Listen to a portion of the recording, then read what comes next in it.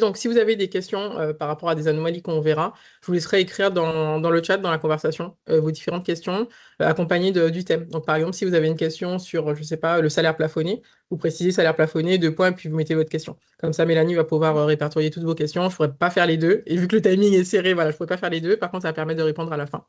Et puis de rester un petit peu focus. Donc, avant de faire tout ça, bah, qui je suis déjà pour faire ce live, hein, voilà, on va peut-être commencer par là. Donc, moi, je suis Aveline. Je n'ai même pas mis mon nom en plus, voilà, tout va bien. Donc, je suis gestionnaire de paye depuis 13 ans. J'ai monté ma structure depuis 8 ans. Je savais que je voulais être à mon compte, je savais juste pas quand. J'ai eu l'occasion, effectivement, de monter cette structure bah, grâce à mon ancien patron à l'époque. Quand j'ai déménagé dans la Cambrousse du 77, bon, pour la petite histoire, ça fait plus Disney, c'est un peu famous. La pratique, voilà, il n'y a que des vaches et j'aime ça. Je suis également formatrice DSN, parce qu'avec ma collègue, il a fallu qu'on mette les mains dedans quand c'est arrivé en 2017. On n'était que deux, donc si elle, elle le faisait pas, je devais le faire. Donc on s'est mis en binôme pour le faire. Et je suis également autrice de différents livres, toujours à destination des gestionnaires de paye. Le mini DicoPay, qui est à destination des gestionnaires de paye qui débutent dans le métier, donc que ce soit pour un premier poste ou alors pour un premier poste ou un stage. Un livre pour les freelance pay pour devenir freelance pay, puisque du coup j'ai trouvé ça intéressant d'avoir ce côté entrepreneuriat, mais appliqué pardon, à la paye. Tout simplement parce que ça n'existe pas. Et puis voilà, ça permet de diffuser son expérience et puis voilà, ouvrir quelque part, puisque des fois, quand on se lance, on est tout seul. Donc voilà, et puis un petit livre sur la DSN. Voilà. Passons. Donc, les anomalies qu'on a reçues. Alors, ouais, c'est bon. Alors, je ne sais pas s'il y a quelqu'un qui autorise à chaque fois. Je remercie cette personne en secret. Alors, donc, les différentes questions que j'ai reçues. Donc, la majorité concernait l'URSSAF. Après, donc, on avait des questions sur le numéro de contrat DSN. Il y en a quelques-unes qui sont arrivées ce matin qui étaient assez intéressantes. Ah oui, Mélanie, ouais, effectivement, je veux bien, du coup, Mélanie va vous mettre son mail, proposer vos questions au fur et à mesure, ce sera plus pratique, je pense, pour celles qui sont bloquées. Donc, il y avait des anomalies un peu diverses, donc pareil, j'ai essayé de les traiter du coup aussi. Il y a des questions qui étaient des anomalies qui étaient vraiment à mi-chemin entre les deux, donc je les ai mises au milieu, parce que c'est à la fois URSSAF et retraite, dans le sens où si vous modifiez une information, ça aurait une incidence sur les deux. Et si vous n'avez pas si vous n'avez pas d'anomalie, par exemple, sur la retraite, mais que l'URSSAF vous réclame des choses, si vous modifiez l'information, vous aurez peut-être des anomalies retraite si ça a été fait, ça a été mal fait, ou ouais, si c'est correct en tout cas, ça effacera quelques petites choses. Alors, donc, tiens, donc, trois petites choses à savoir sur les régules. Ce qui va être important, ça va être d'utiliser le cahier technique de la DSN. Donc là, je vais me mettre juste dessus, parce qu'il y en a un par année. Donc il y a le 2025, mais du coup, moi, je vais aller sur le 2026. Il est disponible sur Net Entreprise. Et vous voyez qu'on a 382 pages. Donc l'objectif, ça ne va pas être du coup de regarder les 382, de tout comprendre. On va juste se positionner en page 5. Et sur la page 5, vous aurez l'intégralité des blocs disponibles dans la DSN. Donc ça se suit dans cet ordre-là, enfin dans l'ordre chronologique, parce que c'était plus visible. Dans la pratique, dans la DSN, c'est entremêlé, ça ne se suit pas forcément. Euh, donc attention simplement à ça. Donc moi, par exemple, je sais pas, je vais aller vérifier le bloc 30, comme ça c'est l'identité, ça parle à tout le monde. Je clique dessus. Et là, je vais avoir l'intégralité, je vais avoir un mini chapitrage où je vais avoir l'ensemble des rubriques, donc ça s'appelle une rubrique, qui sont disponibles. Ensuite, donc je ne pourrais pas cliquer, par contre, c'est l'inconvénient, et là, c'est la limite. Donc, si je veux voir, par exemple, là, je ne sais pas, code postal, euh, je vais du coup descendre, du coup, jusqu'à arriver au 30009. Là, je vais descendre. Je peux faire aussi un contrôle F, mais des fois, on peut avoir beaucoup de rubriques qui se présentent, donc c'est pas forcément très pratique. Donc là, code postal. Le 5-5, ça permet de savoir qu'il y a minimum 5 positions et maximum 5. Donc forcément, c'est un code postal. On ne peut pas juste avoir deux chiffres. Voilà. Autre point important, je vous invite à prendre des notes, parce que du coup, tout n'est pas inscrit sur les slides, parce qu'il y a des slides qui vont être très denses, et des fois, ça ne faisait pas forcément sens de l'écrire. C'est plus facile d'expliquer de vive voix pour bien tout comprendre. Pas de questions bêtes non plus. La DSN, c'est pas simple. Donc, s'il y a des questions que vous avez, n'hésitez pas à les poser. C'est pas parce qu'on est expérimenté C'est pas parce qu'on est expérimenté qu'on est forcément à l'aise avec la DSN. C'est vraiment pour moi un tout autre métier. Même en faisant le livre de la DSN, j'ai l'impression que j'ai autant de choses à dire que de choses à apprendre en paye. Alors voilà, ne soyez pas embêtés par rapport à ça. Alors, donc, si je repasse, alors pas du tout, si je repasse en présentation. Alors, donc là, ce que j'ai fait, c'est que j'ai répertorié donc les thèmes, donc sur la droite, et à gauche, j'ai essayé de mettre le nom, enfin le prénom, pardon, de la personne qui a posé la question. S'il y a des questions complémentaires, pareil, j'ai des petites slides, voilà, dédiées. Alors, j'avais une première question. Que faire si le nombre de jours calendaires est à zéro? Donc, le nombre de jours calendaires, je vais ouvrir une petite DSN. Alors, je crois que j'ai une petite DSN anonymisée, pas trop loin. Donc, vous pouvez suivre du coup sur vos dossiers, c'est vraiment voilà, l'idée c'est que ça soit interactif. Donc même si je vous montre des choses, c'est peut-être pas exactement votre cas, mais vous pouvez suivre sur vos dossiers si vous avez des cas similaires pour justement s'y retrouver et être à l'aise du coup à la fin de cet atelier. Donc là, le nombre de jours calendaires, donc alors plus précisément, il est ici. Donc là, vous voyez que j'en ai 25, là du coup sur mon exemple. Alors, quand on doit modifier un nombre de jours calendaires, on va avoir plusieurs étapes. Dans un premier temps, on va vérifier la présence du salarié dans le mois. Donc là, je vais aller prendre mon bulletin de paye. Alors, c'est pas exactement le même cas, mais c'est plus pour illustrer. Donc là, j'ai un dossier test. Je vais aller regarder du coup si cette personne a été présente tout le mois ou pas. Bon, vous voyez, mon dossier il est un petit peu bancal, hein. J'ai des anomalies, etc. dans tous les sens. C'est vraiment plus un dossier test. Donc là, j'ai une personne en forfait jour. Je vois qu'elle était absente une journée. Et là, on fonctionne en calendaire. Donc, si le plafond, donc ça fonctionne aussi comme ça, si la personne a été absente juste une heure, par exemple, un retard, il n'y aura pas d'incident sur le prélèvement à la source. Qu'est-ce que je raconte? Le PMSS, pardon. Et donc, on aura, là, on est sur décembre, donc on aura 31. Là, on voit que la personne a été absente une journée entière parce qu'elle est en forfait jour. Dans ces cas-là, je dois avoir du coup 30 jours qui apparaissent. Pardon. Donc, ça veut dire que sur mon bloc 53, ici, j'aurais dû avoir 30, par exemple, pour le salarié concerné. OK? Donc, je regarde ma paye, je regarde si entre ce que j'ai dans ma paye, ce que je suis censé avoir et ce que j'ai réellement qui est remonté en DSN, si c'est cohérent. Si c'est cohérent pour moi, j'ai rien à faire. Si par contre c'est pas cohérent, effectivement, l'anomalie qui est induite, comment dire, mince, j'ai deux sessions ouvertes. Tac. L'anomalie qui est induite n'est pas correcte. Dans ces cas-là, je vais calculer le nombre de jours théoriques et je vais calculer l'écart. La DSN fonctionne toujours en écart. Donc, si vous avez déclaré, j'ai une bêtise, 33, en fin de compte, c'était 30, ce que vous avez déclaré, ça va être moins 3. OK, donc par exemple, alors de toute façon, j'ai le cas illustré du coup après. Donc là, j'ai bien précisé positif ou négatif, hein. Donc, il n'y a pas de problème si vous mettez des petits moins, c'est même cohérent. Là, j'ai donc Sabrina qui a fait un bulletin supplémentaire et qui a le souci. Donc, l'anomalie, donc ça lui dit nombre de jours calendaires pour le calcul du plafond supérieur pardon, au nombre de jours de présence. Donc là, c'était une personne qui avait travaillé uniquement 3 jours dans le mois. Donc la personne était sortie le 3 janvier de mémoire. Comment dire, non, même pas. C'est encore notre cas, je confonds, il y en a eu tellement. Mais de toute façon, là, c'est écrit dans l'anomalie. Alors, j'étais où? Le nombre de jours calendaires du plafond de 3 est supérieur aux 2 jours de présence sur le contrat. Donc, ça peut être très bien une personne qui a travaillé du 1er au 3, mais qui a été absente une journée. Là, du coup, ça dépasse. Donc, dans ces cas-là, j'en ai un de trop. Donc, ça veut dire que sur mon bloc, je vais devoir mettre moins 1, par exemple.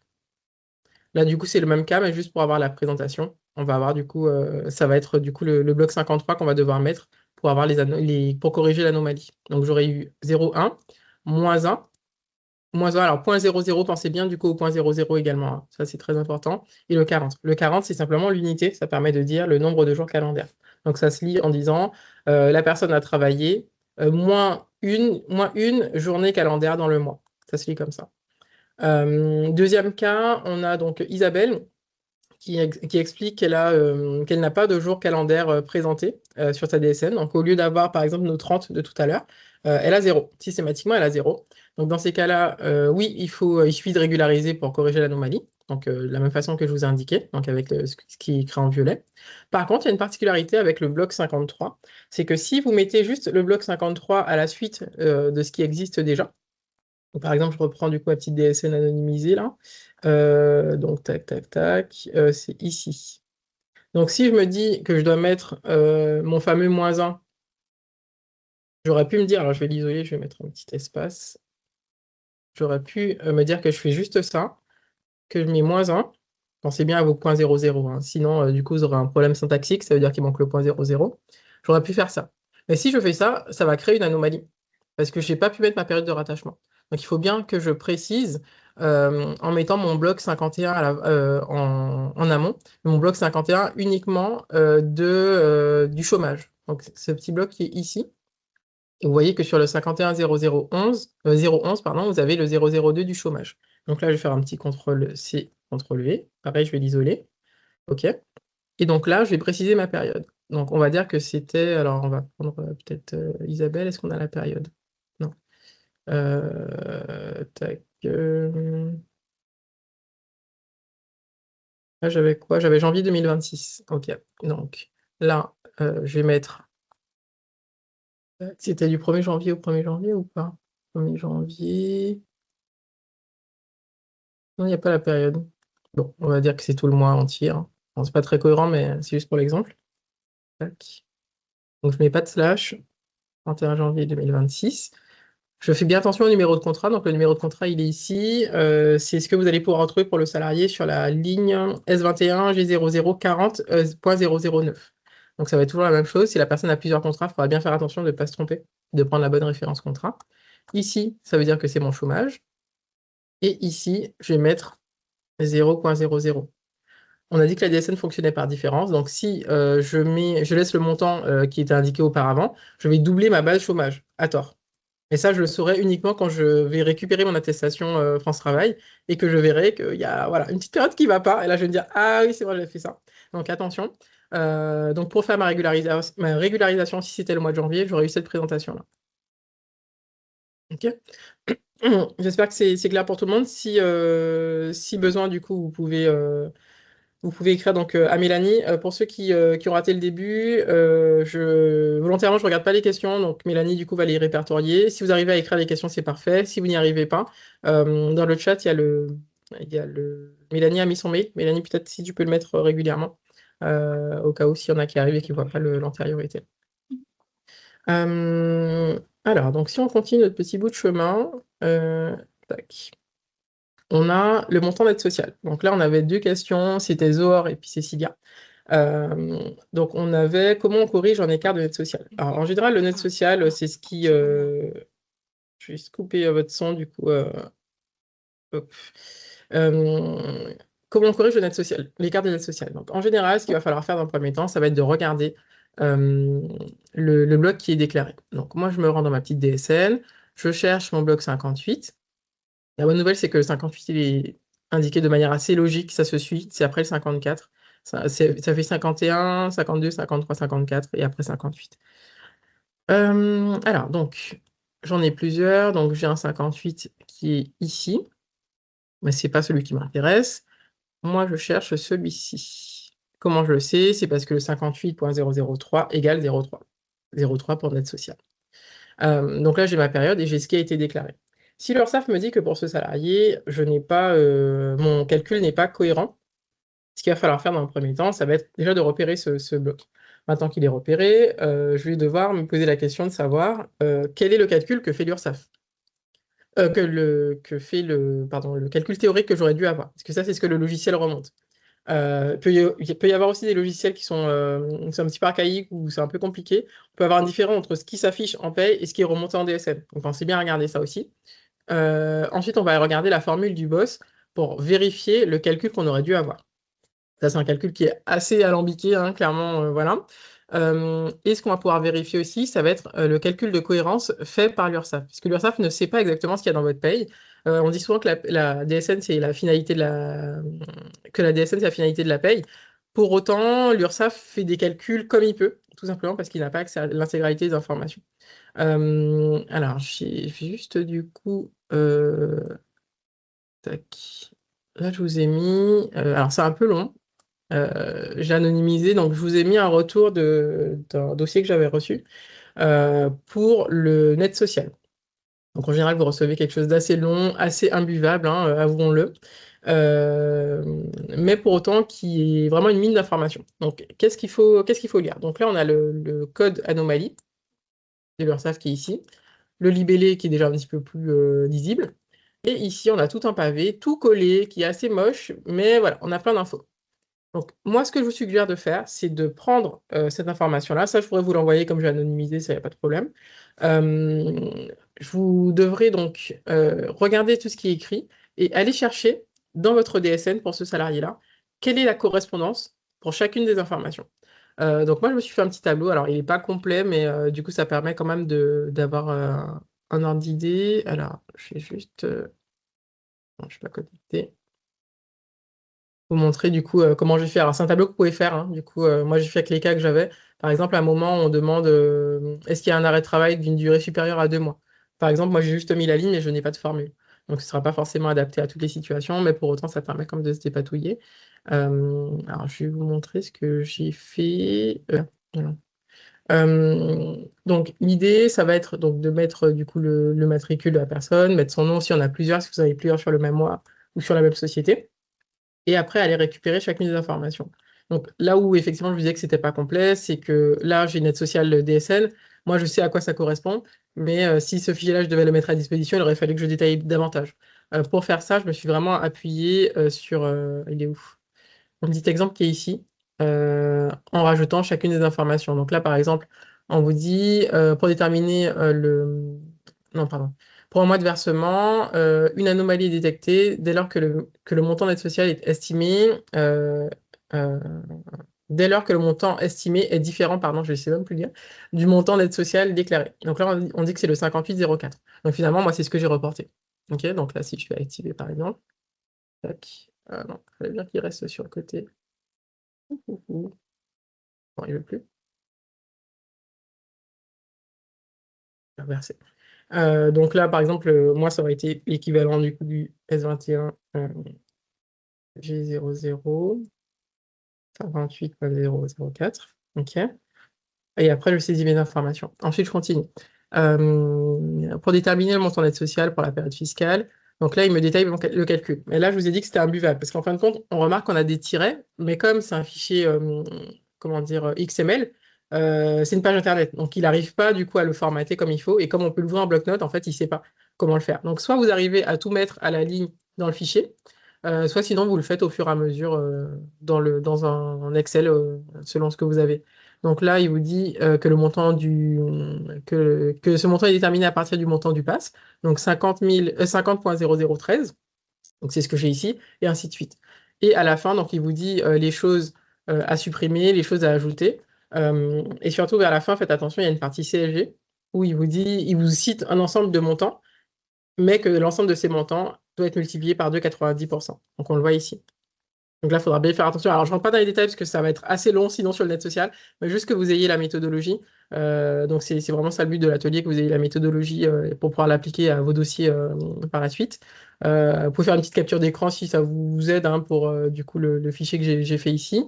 Et donc, comment ça se lit? Donc là, je répertorie tout ce qui est dans ma DSL, je regarde du coup les différents cas. Ensuite, ça va me permettre d'avoir le calcul de cohérence qui est fait par l'URSSAF. Ça me permet de voir l'écart entre ce que j'ai dans ma DSL, ce que j'ai du coup en B3, et ce que j'ai et ce que calcule l'URSSAF. Donc là, vous voyez que j'ai 2373% d'écart. Donc vous vous doutez bien qu'anomalie, on est en plein dedans. OK? Euh, Ce qu'on avait aussi, donc ça, c'est un fichier qui date de 2025, donc il faut que je mette à jour pour 2026, parce que l'URSSAF a intégré le fait de déclarer les IGSS subrogés. On avait plein de dossiers, où il y avait plein d'écarts, tout simplement parce que l'URSSAF ne savait pas que c'était lié à des IGSS. Donc à chaque fois, il fallait les contacter en disant mon aide sociale est correcte, désolé, je parle du nez. Mon aide sociale est correcte, mais par contre, mon salarié, il a juste des IJ, quoi, c'est tout. C'est tout. Donc là, on n'a plus à le faire, c'est la bonne nouvelle. Mais j'ai pas encore eu de retour d'expérience de personnes qui font des IJ subrogés. J'en ai pas du coup dans mes dossiers pour savoir si effectivement le cas remonte toujours ou est-ce que c'est un petit peu plus, c'est moins fréquent. Donc, à voir du coup par rapport à ça. Donc, ça permet d'avoir l'écart. Donc, un écart de 20%. Donc là, j'ai mis du coup en dessous s'il y a des personnes qui ont des IJ. Là, c'est un dossier, c'est un audit où j'avais que des IJ tout le temps. Donc là, si j'ai moins 14%, j'ai pas d'écart. Donc, il faut vraiment comprendre la valeur. Je vous ramène à vos cours de maths, mais un écart de 20%. Donc, ça peut être moins 20% ou plus 20%. Donc là, j'ai moins 14. Je suis en dessous des 20. Il n'y a pas de problème. Là, moins 3, je suis en dessous des 20. Là, du coup, j'ai pas de souci. Je tombe pile poil sur le montant. Là, j'ai 6, il n'y a pas de problème. Si par contre j'avais 26, bah là, du coup, j'aurais eu des problèmes. Là, si j'avais moins 24, j'aurais eu une anomalie. Ok, donc pour comprendre un petit peu le principe. Donc là, si je reviens un petit peu sur mes slides, donc j'ai repéré où c'était positionné, j'ai fait mon petit calcul avec le boss, donc je vérifie entre ce que mon logiciel a déclaré pour moi et ce que j'ai en DSN et ce que j'ai en Pay si c'est correct. Deuxième étape, je vérifie entre ce que j'ai en DSN et mon calcul théorique que je fais entre guillemets à la mano à l'aide du boss si c'est correct. Troisième étape, je regarde si ma rubrique avec le contrôle de cohérence est correcte. Si j'ai un écart, je trouve un écart comme l'URSSAF, dans ces cas-là, je vais devoir régulariser. Donc, dans ces cas-là, deux possibilités. Soit vous passez par la paye, et dans ces cas-là, votre logiciel fonctionne très bien, vous avez la possibilité de le faire. Donc, pour le Silay, ça le fait très bien. J'ai eu un coaching là, il y a une petite semaine, 2 semaines. Où j'ai une personne qui avait cet écart-là. Donc, on a utilisé le petit tableau. Voilà. Ensuite, on a constaté qu'on avait un écart de 200 et quelques. Et il a fallu faire la régularisation. La bonne nouvelle, c'est que le net social, il est long à analyser. Par contre, il est facile à régulariser. Donc, l'analyse est longue, par contre, la régularisation est facile. Euh, tac, faut juste que je retrouve mon petit. Est-ce qu'il est ici? Pas du tout. Aïe, aïe, aïe, j'ai perdu ma petite DSN. Où est-elle? Elle est là. Donc là, je vais mettre sur le 58. 58, 58. Je l'ai dépassé, je crois. 58. Donc là, c'est pas le même. Oh, il y a un problème. Ah, attendez, je me suis emmêlé les pinceaux. Voilà, elle est là. Ok. Ça, je vais fermer. Ok. Alors, donc ma 58, donc elle est ici. Donc si j'ai un problème sur une période de, je vais prendre quoi? Je vais prendre janvier 2025, on va rester dans le thème de janvier 2025. Je vais devoir juste l'insérer ici. Ok. Donc là, je vais bien préciser la période. Janvier 2025, 31 janvier. Donc ne vous trompez pas sur 30, 31, 28, hein, ni 29 d'ailleurs. Tac. J'ai mon code 03 pour préciser que c'est du net social. Et ici, je vais garder mon exemple de tout à l'heure. On va dire que j'ai 200 euros d'écart, mais en moins. C'est-à-dire que j'ai trop déclaré. Donc là, je vais mettre moins 200. Si je mets comme ça, j'aurai un problème. Ma DSN sera rejetée. Je mets bien point 00. Et donc là, j'ai régularisé mon net social pour le salarié concerné, pour la période concernée. Donc il est hyper facile, c'est à mettre entre les deux. Donc si vous travaillez sur le fichier texte et vous êtes à l'aise, bah, c'est simple. Si par contre c'est sur Silae, vous avez donc dans le premier temps, vous vérifiez que la méthode est activée. Donc c'est méthode avec les petits trous crantés. Méthode ici, et après c'est la méthode 111. Moi, elle est déjà activée, hein. Mais si je me mets dessus, j'ai bien N. Si votre DSN était déjà ouverte, vous fermez tout, sinon ça ne va pas fonctionner. Et vous allez tourner en rond en se disant bah, qu'est-ce qui ne va pas? J'ai déjà eu le cas du coup sur une formation. Voilà, pas top. En fin de compte, j'avais juste ouvert trop vite. Donc vous mettez bien valeur N, vous fermez et vous réouvrez votre DSN. Donc ça, on a activé la possibilité de modifier la DSN. Ensuite, une fois que c'est fait, donc ça, c'est si on passe pas par la paye, hein. Si on passe par la paye, c'est transparent. Enfin, c'est juste une option sur Silae. Un profil, pardon, j'ai une option, un profil. Je confonds Silae et OpenPay à force. Ensuite, je vais me mettre... alors, je vais calculer celle-là pour vous montrer. Je vais calculer. Voilà, un peu bancal, hein, du coup, pour rappel, puisque c'est un dossier test, donc il y en a un petit peu partout. Alors, je crois qu'elle est aussi longue, il n'y a qu'une personne. Ok, alors, on a les anomalies, mais c'est pas trop ce qui m'intéresse tout de suite. Donc, modifier. Tac. Donc, je descends. Moi, je cherche le 58.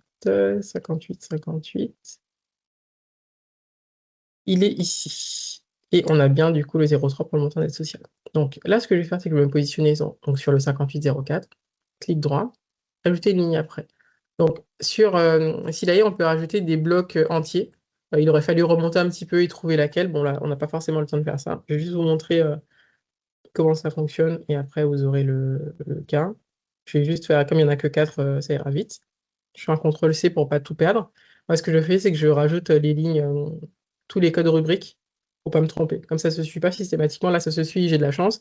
Mais des fois, vous avez 1, 2, 6, 8. Bon, il suffit d'avoir un petit peu les yeux qui croisent, voilà, pas bu son café, être en train de travailler avec les enfants derrière. Pas évident.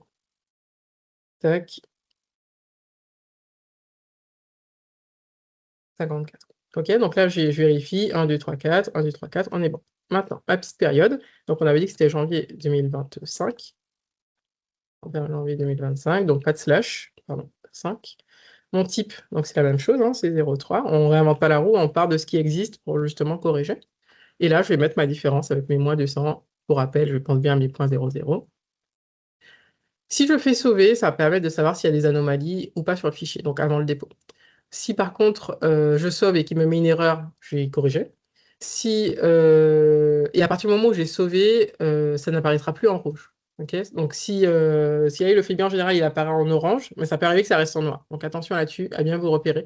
Regardez par exemple les lignes pour vous aider. Si c'est mal placé, si l'AI va le replacer, donc attention aussi là-dessus. Donc là, je fais mince. Hop, je vais sauver. Alors. Donc là, il me trouve des anomalies. Mais bon, c'était déjà présent. Là, c'est parce que j'ai mis un salarié en forfait jour avec 0 jour. Donc, un peu compliqué de travailler. Mais voilà, donc dans l'idée, il m'a régularisé. Donc là, si je reviens dedans, pour vous montrer un petit peu à quoi ça ressemble. Alors, 58. Il est où? Tac. Donc là, vous voyez, il me l'a mis en noir. Donc si j'étais pas sûr du placement et ou que je n'avais pas du tout repéré la ligne, j'ai sauvé un peu trop vite, là, je sais plus du tout qu'est-ce qui avait été corrigé. Quand ce sont des cotisations individuelles, en général, ils vous les mis en orange. Alors, je sais pas si j'ai le cas là. Je suis pas sûr. Non. Pareil, ce sont des bordereaux URSSAF que vous avez modifiés, vous pouvez le voir en orange. OK? Donc voilà pour cette correction du coup d'une aide sociale. Donc c'est long au début, c'est assez galère, hein, enfin, ça faut le dire. Par contre, une fois que vous avez compris et que vous avez le petit compte rendu attendu avec la partie théorique côté URSSAF, avec le calcul de cohérence, c'est beaucoup plus simple. Euh, Et si par exemple vous vous rendez compte qu'il n'y a aucun problème par rapport à la situation du salarié, je dois bien avoir ce bon d'aide sociale là, c'est cohérent entre le calcul théorique que je fais avec le boss et ce que j'ai déclaré. Par contre, l'URSSAF remonte une anomalie, dans ces cas-là, il faut les contacter en leur expliquant le cas et en motivant votre demande. On avait Zohar du coup qui nous posait une question sur le montant d'aide sociale en complément. Donc là, alors il y a des choses où j'ai déjà répondu, hein, c'est plus du coup pour pouvoir afficher vos questions, ça permet d'avoir vraiment son cas. Je n'ai pas pu le faire pour tout le monde, mais en tout cas, j'espère répondre quand même au maximum à vos questions. Alors donc là, on a la présence de montants d'aide sociale différents de zéro, lorsque le montant d'aide sociale est estimé à zéro. Donc en clair, l'URSSAF estime que vous auriez dû déclarer zéro. Par contre, non, non, vous avez déclaré, je sais pas, 100, 150 euros. Donc dans ces cas-là, ça va être exactement les mêmes étapes que tout à l'heure. On va vérifier l'ensemble des calculs. Et si besoin, on fera une régularisation. Donc ça, du coup, c'est peut-être un salarié qui a été absent. Parce que n'oubliez pas que l'URSSAF, pour faire ces calculs, ne part pas du brut comme nous, mais part du montant soumis au PASS. Donc attention là-dessus, vérifiez si ce n'est pas euh, une paye exceptionnelle, s'il n'y a pas eu des éléments exceptionnels qui se sont produits sur les variables de paye pour justement être cohérent. Anomalie suivante, là on avait deux personnes, on avait Isabelle, non, j'ai pas le prénom, c'est I, j'ai dit I de Isabelle, mais il y a une autre Isabelle, enfin, il y en a deux, mais là c'est du coup I Henri, hein, on va dire, et Annabelle. Donc il y avait des problèmes sur le code CTP et les cotisations individuelles. Donc juste pour situer un petit peu, l'URSSAF est le seul organisme qui fonctionne avec un bordereau donc non nominatif, on ne voyait pas très bien, avec un bordereau du coup non nominatif et un bordereau et des cotisations individuelles. Donc, si ils vont comparer le total de chaque code CTP, donc un code CTP c'est un groupe de cotisations. Ils vont comparer le CTP qui est présent, donc non nominatif, on ne sait pas qui est concerné, on sait juste qu'il y a telle base de peut-être, je sais pas, 5000 euros. Et en individuel, ils vont regarder si le total des bases est le même. Si vous avez 7000 en individuel et 5000 là-haut, bah là, ça vous crée une anomalie. Et donc là, du coup, c'est la raison pour laquelle on se parle aujourd'hui. Donc juste pour pouvoir définir un petit peu ça à quoi ça sert. Attention, ce n'est pas parce que votre paye est correcte que votre DSN est correct. Il peut y avoir des logiciels qui voilà, sont un petit peu fous, ou bien voilà, qui sont mal paramétrés. Souvent, il faut faire remonter l'information, ils corrigent dans la foulée. Mais pour autant, il faut bien vérifier entre ce que vous avez déclaré dans la DSN initiale, mais également ce que vous avez déclaré dans les blocs de régularisation. Ça peut arriver, j'ai des personnes qui tourneront des fois parce que dans la DSN initiale, c'est correct. Par contre, elles oublient qu'elles ont fait des blocs de régularisation sur cette période pour ce salarié par la suite. Donc, l'écart inclut les régules. Attention là-dessus. Même si ce sont des régules qui ont été faites sur l'année d'après, attention, parce que ça intègre bien tout ça. Donc attention à ne pas se faire avoir. Dans le premier temps, il faut situer donc, les blocs dans la DSN. Donc pareil, je reprends ma petite DSN un peu bancal et qui le restera. Alors, donc ça va être du coup, pour les CTP, ça va être le 23. Alors, le bloc 23.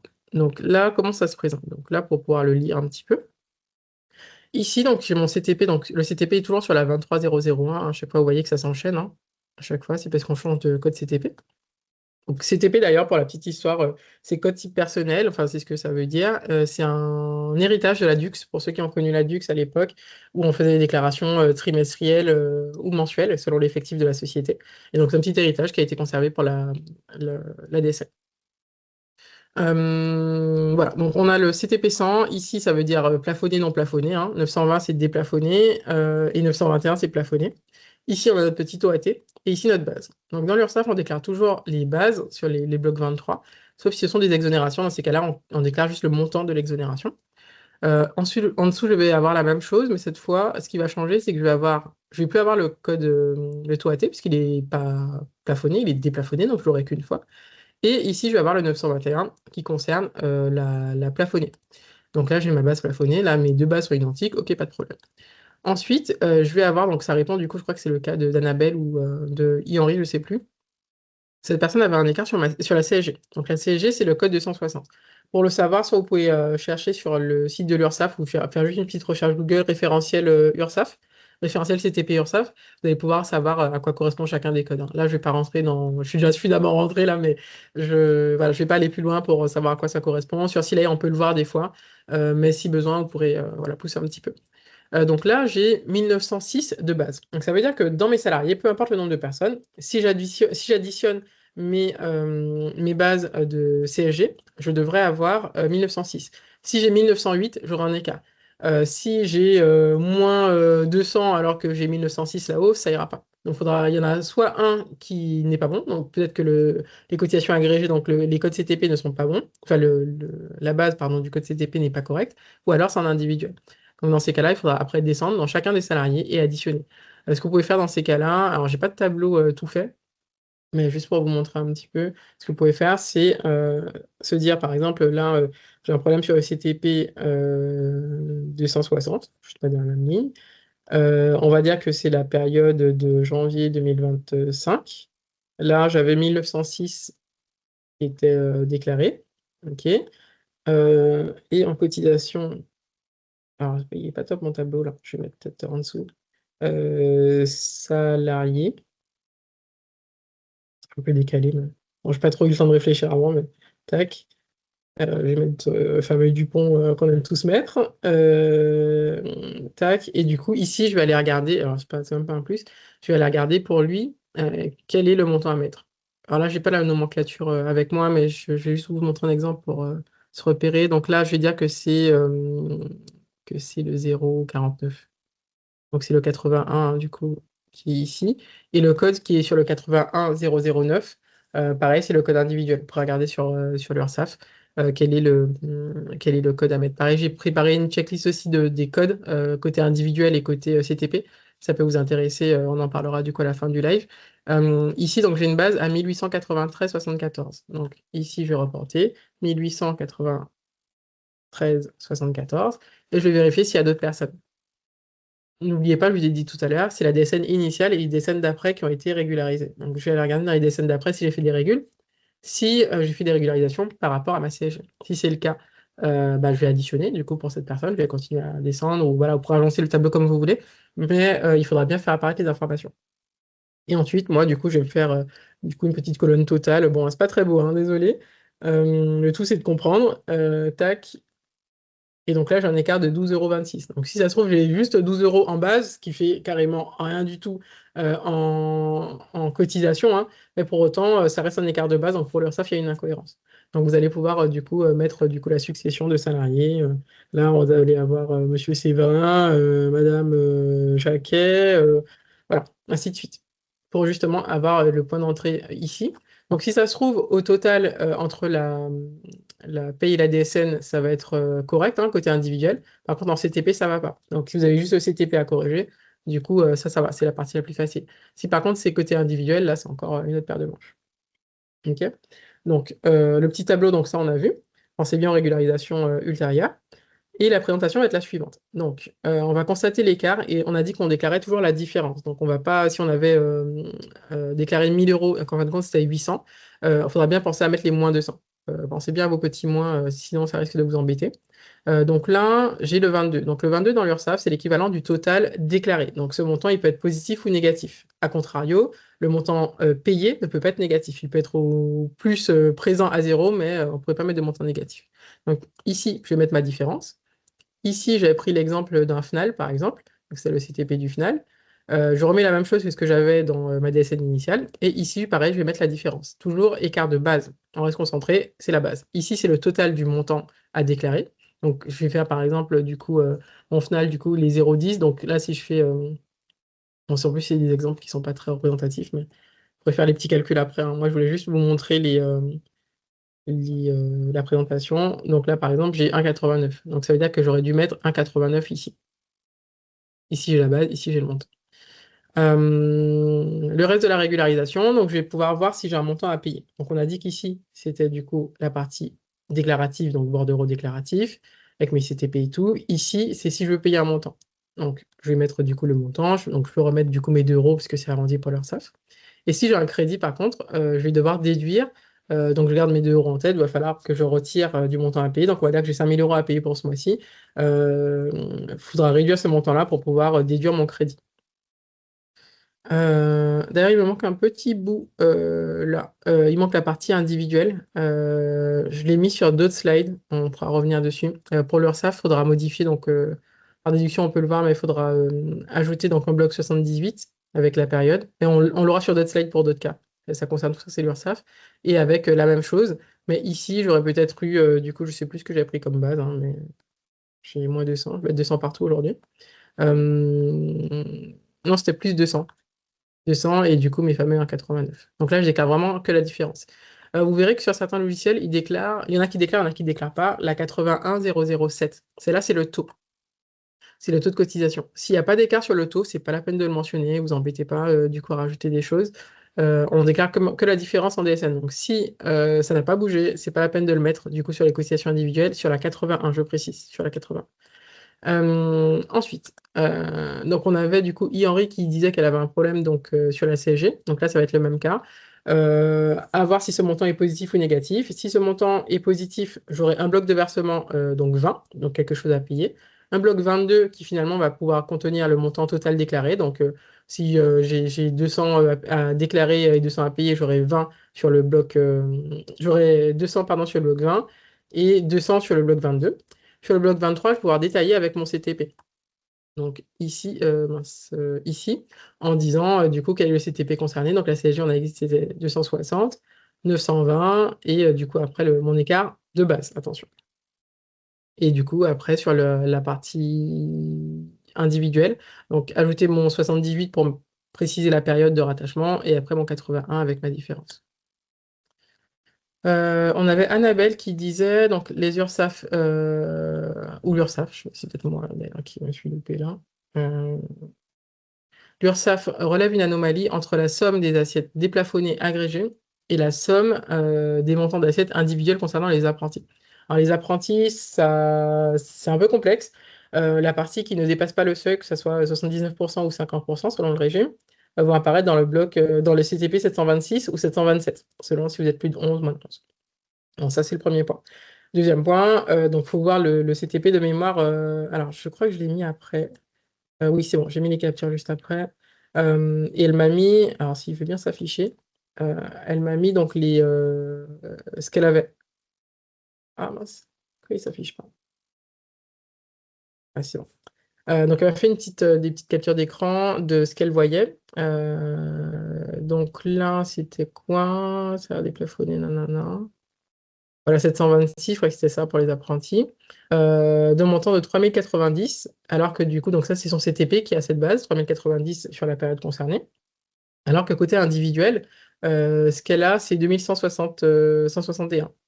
Ok, donc ce qu'elle précise, c'est qu'il y a 929, je crois que ça fait ça, ouais, 929 d'écart, et là, après, on a le détail. Donc dans ces cas-là, 929 d'écart, on ne sait pas encore si c'est positif ou négatif, parce qu'on ne sait pas si c'est la partie individuelle ou la partie agrégée qui est correcte. Donc là où je vous renvoie à ce qu'on vient de voir, et pour regarder qu'est-ce qu'on doit faire en fonction si on a quelque chose à payer ou un crédit généré, et du coup à déclarer auprès de l'URSSAF. Alors, attendez, je regarde juste comment cela est possible étant donné que le bloc agrégé est censé être un cumul. Alors, c'est censé, dans la pratique, des fois, on peut avoir des petits loupés des logiciels. Donc, il faudra bien faire le petit tableau. Si vous vous rendez compte que en paye, c'était correct, mais que la DSN ne reflète pas la paye, il faudra remonter à votre éditeur de logiciel pour qu'il puisse faire les corrections. Parce que si vous avez le cas, d'autres personnes auront le cas, et surtout, vous risquez d'avoir de nouveau le cas. Donc, ne le faites pas pour les autres, faites-le surtout pour vous. Égoïstement, un, ça va leur permettre de s'améliorer, et de deux, ça va sécuriser vos payes. Après, on avait une demande un peu technique, du coup, donc on va essayer du coup de pas trop plisser les yeux. Donc c'est Sandra qui demandait comment corriger une DOETH. Donc la DOETH, c'est une fois l'an, c'est uniquement pour les salariés, les sociétés pardon, de plus de 20 qui ont dépassé les 6 ans d'exonération. La question va être de savoir s'il y a un montant à payer ou pas. Donc ça va être toujours le même sujet avec l'URSSAF, payer ou pas. En fonction, on met le bloc 20 s'il y a quelque chose à payer, ou sinon on le met pas s'il n'y a rien à payer. Et il faudra voir si un montant est dû. Si on n'a rien à payer, on peut juste se contenter d'ajouter le bloc 22 et le bloc 23 en mettant donc ici 0 hein, si on déclare après la guerre, et le code 730 pour le CTP en mettant bien une base à 0. Donc le fait de déclarer la base à 0, c'est comme si vous faisiez une DSN à néant, vous remplissez vos obligations, mais il n'y a rien à payer. Si par contre c'est un petit peu plus complexe et qu'on a quelque chose à payer, je vous renvoie donc au simulateur de l'URSSAF, hein, de la GFIP. Tapez juste simulateur de OTH à GFIP, hein, vous serez largement récompensé, hein. En plus, ils mettent les petits blocs qui vont avec, donc ça va permettre de vérifier le contenu. Donc on a plusieurs choses qui vont apparaître. Volontairement, j'ai mis 100 à chaque fois parce que le calcul est un petit peu alambiqué. L'idée, c'était pas de se concentrer sur les valeurs, mais plus sur le contenu des blocs. Vous avez donc un premier bloc 82 qui va apparaître, donc ce sont des cotisations établissement, avec donc bien la période annuelle concernée. Donc là, si je suis en 2026 et que je veux déclarer 2025, je vais faire cette présentation. Si par contre je suis en 2027 et que je me suis trompé, je vais déclarer 2025, ce sera toujours pareil. Il ne faudra pas que ce soit un mois concerné, il ne faudra pas que ce soit que décembre ni que janvier. Il faut bien que ce soit l'année en cours pour que l'intégration soit correcte auprès de l'URSSAF. Donc ici, vous avez tous les libellés, hein, 0,65 pour la contribution au ETH avant déduction, net avant écrêtement, net après écrêtement. À noter qu'on n'a plus d'écrêtement depuis 2026. Donc attention, si vous avez des régularisations qui concernent 2025, enfin bon, de toute façon là ça va être le cas, donc voilà, attention, on n'a plus d'écrêtement. Donc vérifiez bien sur la GFIP ce qui est prévu. Quand vous ferez la simulation, vous aurez les blocs DSN à mettre ainsi que les rubriques. Alors, pour rappel, ce qu'on appelle rubrique, c'est une ligne de la DSN et un bloc, c'est l'ensemble qui ont la même racine. Donc toutes celles-là, c'est 82, c'est le bloc 82. Par contre, la 81001, c'est une rubrique. Donc vous allez avoir toutes ces informations-là. Donc là, c'est la suite, hein, parce qu'il y en a une pelletée. Et U117, c'est l'URSSAF Île-de-France. Donc peut-être que pour vous, il sera différent. Je choisis la facilité, hein, j'ai pris des dossiers du coup en Île-de-France. Mais voilà, si vous, c'est différent, vous pouvez regarder celle précédente. Vous pouvez regarder aussi la taxe d'apprentissage que vous payez au moins le mois sur d'autres dossiers de la même région ou la taxe libératoire. Vous pouvez regarder le code qui est mis, comme ça vous pourrez mettre la même chose.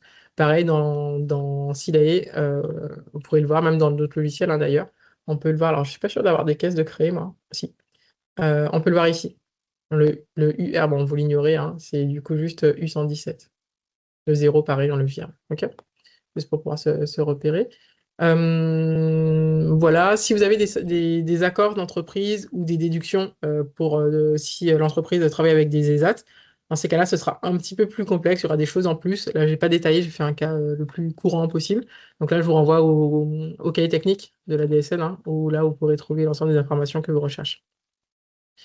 Ensuite, on va avoir la même chose qu'on a vu tout à l'heure, donc vu que c'est l'URSSAF, notre petit bordereau total déclaré, le détail de ma déclaration, ok, et la partie versement. Donc là, on a quelque chose à payer.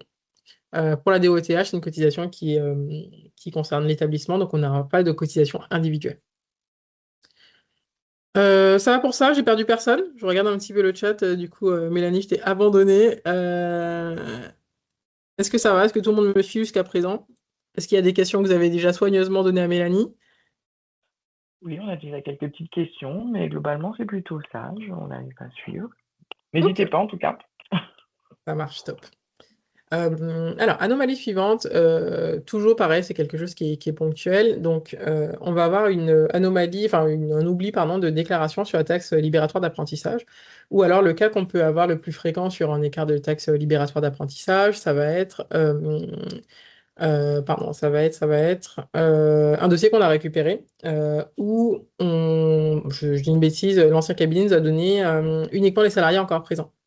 Sauf que les salariés qui avaient été présents auparavant dans l'année, et vu qu'on ne les a pas, on ne sait pas qu'il nous manque cette base-là. Donc deux possibilités, soit se rendre sur l'espace URSSAF et compter chaque mois pour vérifier quel est le montant de la taxe d'apprentissage déclarée au cours de l'année, si on a accès au compte URSSAF. Ou alors, deuxième possibilité, c'est demander l'ensemble des bulletins et puis faire ces petits calculs. Au choix. Dans tous les cas, ce qu'il va falloir faire, c'est calculer les bases annuelles par rapport à celles qui sont déclarées et toujours déclarer la différence. Donc, voilà, on garde ce principe en tête, hein, ce principe du début. Et on va devoir faire la déclaration côté établissement et côté bordereau. Donc, côté établissement, ça ressemble à ça, avec la cotisation, le montant dû, du coup directement. D'ailleurs, j'ai inversé. C'est montant dû là-haut et puis cotisation juste en dessous, le code cotisation. Sur le bloc 22, donc toujours pareil, montant à déclarer. Et ici, on aura le 995 pour la taxe libératoire. Et là, bien attention, c'est un écart de base. Ici, on déclare le montant sur le 82, montant à déclarer et potentiellement à payer. Et sur le 23, c'est bien la base qu'on déclare. Et si besoin, voilà, on fait le petit versement associé si c'était pas encore fait. Donc ça, c'est une question de Sandra, pardon, qui avait posé la question sur la DOTH et puis la taxe libératoire. Il est quelle heure? Il est 11 heures. Ok, donc je continue, je suis encore dans les clous. Alors, au niveau du brut négatif. Alors, le brut négatif, bon, comme vous pouvez déjà le voir, j'ai plein de slides, parce que du coup, c'était un gros morceau. Corriger un brut négatif, donc il va falloir donc, identifier dans un premier temps, on avait la question donc, d'Odette et puis d'Asia. Euh, Identifier l'origine de l'erreur. Alors, si j'ai mis erreur entre guillemets, parce que des fois, le client ou la direction hein, ne nous a pas donné les choses dans les délais. Donc, on a un salarié qu'on a payé, tout va bien, il a reçu son argent. Et on se rend compte que non, non, bah, lui, il est malade depuis le 7 du mois d'avant. Ah oui, d'accord, donc il fallait me le dire quand même. Donc, voilà, on le sait à ce moment-là. Et donc, on a l'information. Donc, c'est pas une erreur en tant que telle, mais pour autant, ça apparaît pas dans nos éléments. Sur le brut négatif, il y a une tolérance par rapport à notamment à la décenne de substitution et l'URSSAF ignore pour l'instant cette anomalie. Pour autant, dans peut-être l'année prochaine, on ne sait pas encore, peut-être qu'ils intégreront ces anomalies dans les anomalies substituables. Donc, pour rappel, substituable, ça veut dire que l'URSSAF peut émettre une décenne de substitution et que potentiellement, il faudra payer si vous n'avez pas fait de bloc de régularisation. Ça, c'est très embêtant. On a pas mal de secteurs d'activité qui fonctionnent déjà comme ça depuis toujours. On peut avoir le cas notamment du BTP, de la restauration, où là, pour de très gros dossiers notamment, on a de très gros décalages pour justement gérer la partie RH et la partie paye, faire en sorte qu'on n'ait pas un trop gros goulot d'étranglement. Et surtout que les variables ne changent pas trop. Là-dessus, je pense qu'il faudra vraiment à terme changer nos pratiques et prévenir le client au maximum, on peut avoir un décalage de 10 jours, mais que 15 jours, c'est déjà beaucoup trop. Parce que des fois, il y a des personnes qui faisaient du 15 au 15 ou du 10 au 10, parce que bah, c'est pas possible. En fait, la DSN n'est pas câblée pour ça, et ce sont des pratiques qu'il faudra doucement abandonner. Donc dans ces cas-là, soit il faut refaire le bulletin si c'est possible, si c'est pas un trop gros dossier, donc ce que j'estime comme gros dossier et qui commence à avoir un impact en compta, en tout cas d'être problématique, c'est soit les dossiers de plus de 50 salariés. En dessous, en général, vous prévenez juste le comptable que vous avez refait une paye, c'est suffisant, le client vous le prévenez pareil, et le salarié, dans tous les cas, ça permet de corriger ce qu'il faut. Si votre logiciel permet d'avoir une période de rattachement en refaisant la DSN correcte, enfin, si vous refaites la paye, pardon, et que ça permet de rattacher à la période d'avant, par exemple, on va dire que c'est mars 2025, dans ces cas-là, il n'y a pas de problème. Vous le faites depuis la paye, c'est beaucoup plus simple. Si par contre, c'est pas possible, je vous ai prévu plein de slides parce que du coup, c'est une usine à gaz. Donc, quand on vous dit de refaire la paye quand c'est un brut négatif, c'est pas parce qu'on a envie, c'est juste parce que c'est plus simple et c'est pour vous. Ça prend quelques clics, contrairement du coup à plusieurs vérifications, plusieurs ajouts de blocs dans la DSN sinon. Si par contre, donc c'est le cas suivant, si le mois de rattachement précédent est impossible, on ne peut pas rattacher en DSN, ou c'est mal géré par le logiciel, dans ces cas-là, il faudra corriger plusieurs informations. Donc, on va corriger les bases plafonnées et déplafonnées. La partie URSSAF, donc avec du coup le 22, le 23, donc c'était le bloc déclaration, ici le détail, donc avec mes petits CTP, et la partie individuelle. On va devoir régulariser également la partie URSSAF, ça j'ai déjà dit, pardon, la partie retraite, avec les montants cumulés. Donc en fonction de qui vous réclame quoi. Pour l'instant, la retraite, ils sont assez bons, il faut dire. Ils ont à peu près 5 ans d'avance hein, par rapport à l'URSSAF, donc ils sont très très bons sur le calcul. Donc si d'Essentia, vous avez un écart, c'est que vous avez vraiment un écart. C'est très rare qu'ils se trompent, hein. Moi, je compte le nombre de fois sur une seule main où ils se sont trompés. Et en général, ils sont très bons pour corriger. Même les conseillers sont à l'aise avec la DSN. L'URSSAF, ça commence à venir, mais on n'y est pas encore. Mais bon, je pense qu'à terme, ça va être le cas. Là, j'ai pris une petite hypothèse. Donc, c'est une personne qui a une régularisation de maladie et d'IGSN. Donc, on prend le cas de tout à l'heure, la personne qui n'est pas venue. On le sait qu'après. En mars, elle a été payée 500 euros. Et en avril, j'ai un brut à moins 500. Moins 1000. Je ne sais plus du tout lire. J'ai lu trop de choses, je crois. Slide suivante. Donc, par rapport à ça, comment on va faire? Donc, j'ai décomposé en deux slides. Une première slide qui concerne avril. Donc, en avril, on avait dit qu'on avait moins 1000 qui étaient déclarés. Donc, c'est avril qui remonte en anomalie. Les bases plafonnées et les bases déplafonnées. Donc, ça, c'est la première. Donc, je vous ai mis des petits numéros hein, pour se repérer. Vraiment pas que ça soit trop fouillis, même si voilà, tout est en gras, tout est partout. Ici, on va devoir déclarer donc, le salaire plafonné. Donc, comme on était à moins 1000 et que dans ces moins 1000, on a une partie qui concerne le mois précédent, une partie qui concerne le mois en cours. Hein. J'ai fait 50-50 pour faciliter les calculs. Je vais déclarer plus 500. Comme on avait moins 1000, là, si je déclare plus 500, il va me rester 500 euros. Et c'est mon but, on fonctionne toujours en écart. Donc là, je vais pouvoir déclarer mon plafonné. Faire pareil pour mon déplafonné. Hein. Donc après, s'il y a des petites nuances, s'il y a des petits écarts entre le plafonné et le déplafonné, pareil, je vous renvoie du coup à vos calculs. Et au niveau du placement. Donc, ce qui va être important si vous touchez un petit peu le fichier TXT, c'est de mettre ce bloc 78, donc que j'appelle souvent le chapeau, hein, pour ceux qui ont déjà suivi des formations avec moi. Pourquoi le chapeau d'ailleurs? Parce que souvent c'est ce qui finit une tenue. Donc moi j'ai vraiment ce mouvement du coup au-dessus. J'estime qu'on est toujours mieux habillé si on a un petit chapeau par-dessus. Mais bon. Voilà, c'est un parti pris. Il faudra le mettre du coup entre le dernier bloc 81 et avant le bloc 86. Donc comme ça, vous êtes sûr de bien le placer correctement et d'avoir une régule qui est prise en compte. Donc vous allez mettre votre bloc 78. Côté URSSAF, donc là-haut, à la suite du bloc, donc on aura 22 du mois, 23 du mois. À la suite du bloc 23 du mois, vous allez pouvoir ajouter votre bloc 22, 23 après, en mettant bien donc, la période de rattachement souhaitée. 1500, donc pareil, c'est toujours un écart de base, mais via les bases. Et sur le 81, pareil, sur la partie individuelle. Donc, je vous disais tout à l'heure que j'avais détaillé, donc c'est ici, hein, du coup. Détaillé en fonction du code. Je vais pouvoir mettre ce dont j'ai besoin. Et là, je vous ai mis etc. C'est tout petit, mais c'est présent. Tout simplement parce que si j'ai un écart de base, donc c'est-à-dire un écart de brut, entre guillemets, dans ma DSL, ça veut dire que toutes mes cotisations sont impactées. Toutes mes cotisations, sans exception. Après, c'est un parti pris d'en régulariser certaines ou pas. Là, je n'ai pas mentionné la prévoyance et la prévoyance mutuelle. Techniquement, je devrais aussi faire des régularisations dessus. Sauf qu'en fin de compte, eux, ils ne se bougent pas trop. Tant qu'à l'année, c'est bon. Ils ne sont pas trop embêtants. La retraite, s'ils n'ont pas mentionné d'écart au début, bon, ils vont vous laisser tranquille. Donc, on n'est pas obligé de régulariser la partie déclarative, partie individuelle, pardon. Mais si vous régularisez au moins ces deux-là, on aura un petit écart d'un mois à un autre. Mais bon, tant qu'ils retrouvent leur petit, ils ne sont pas trop embêtants, ceux-là, ça va. Par contre, l'URSSAF, il faudra bien tout répertorier, remettre du coup l'ensemble des CTP que vous aviez sur les mois concernés, bien mettre du coup 500. Et pareil ici. Slide suivante, là on avait fait donc le mois d'avril. Si on fait le mois de mars, on va avoir la même chose, mais par contre en sens inverse. On avait déclaré une personne qui avait 500 euros en brut, donc c'est ce qu'on avait sur notre petite hypothèse. Mais en fin de compte, c'est parce qu'on ne savait pas qu'elle était malade tout le mois.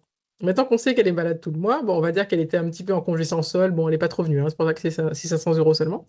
Là, cette fois, on va du coup tout mettre, mais à moins 500. Donc en fin de compte, on récupère d'un panier pour mettre dans l'autre. Donc c'est vraiment des vases communicants pour que ça soit logique et qu'il n'y ait pas d'écart en termes de montant à payer. C'est vraiment juste purement déclaratif pour l'URSSAF. En résumé, ce qu'on va avoir, donc c'est en mars, on avait 500 dans ma DSN initiale. Là, on déclare moins 500, donc ça tombe à zéro. Ok, donc on sait bien que la personne est absente tout le mois. Et le mois d'avril, on avait déclaré moins 1000. Là, on déclare plus 500. Et donc, il reste bien 500. Donc là, mon problème de brut négatif est résolu. Mais c'est très long. Donc, si vous pouvez passer par la paye, franchement, faites-le. S'il faut faire un petit peu de forcing, faites-le parce que c'est pour vous. derrière, c'est vous qui allez galérer.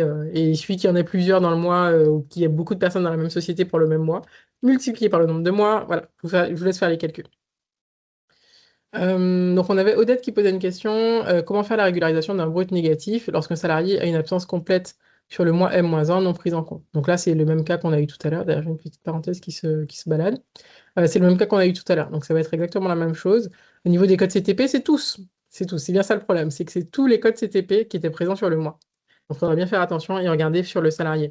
Euh, Ici, d'ailleurs, petite astuce, si ça n'existe pas sur tous les logiciels, vous pouvez voir les codes CTP qui ont été utilisés. Alors, il est où? Je crois que c'est sur le côté. Ah non, pardon, il est là, code Dux. Ici, donc, on voit, ce sont les 4 derniers, hein.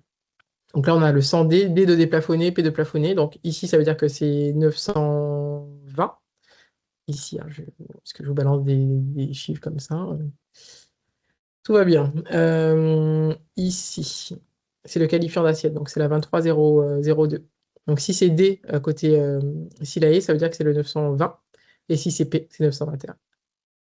Ok, donc vous pouvez le voir comme ça pour avoir les codes DUX associés. Comme vous devez faire la régularisation sur l'ensemble des codes CTP, vous pouvez vous aider du coup de la paye pour ça. Touk. Après, on avait quoi? On avait Asia, donc il dit que faire lors d'une régule maladie et IGSS qui déclenche un brut négatif. Dans ces cas-là, si on peut lisser la paye, donc comment dire, mettre le petit bout négatif progressivement sur plusieurs payes, c'est encore mieux. Ça évite d'avoir un brut négatif. Sinon, l'idéal, c'est de refaire la paye. Alors, j'ai une personne du coup qui voulait une cartographie des anomalies DSN fiables. Donc, c'est Odette qui posait la question. Alors, je crois que j'ai un petit. Je ne pourrais pas vous montrer du coup pour des raisons de confidentialité mon DSN fiable. Par contre, je crois que j'ai un petit.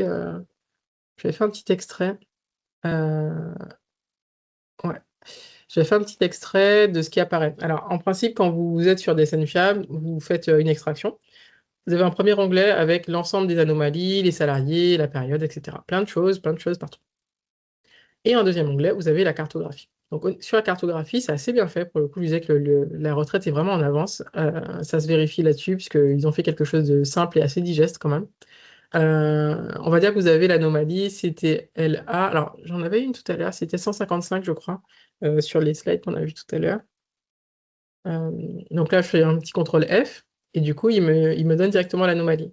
Il me donne aussi des pistes de régularisation. Donc là, ce que je vais pouvoir faire, c'est regarder. Donc là, il dit vérifier le nombre de jours calendaire à déclarer et si les périodes de rattachement des bases sont datées de la dernière période. Donc là, par exemple, ça peut être le cas si vous avez fait de nouveaux bulletins. Si vous avez un salarié qui a travaillé qui a plusieurs contrats dans le mois, peut-être que votre logiciel il a tout cumulé, ça va pas. Ou il a rien cumulé parce qu'il comprenait pas.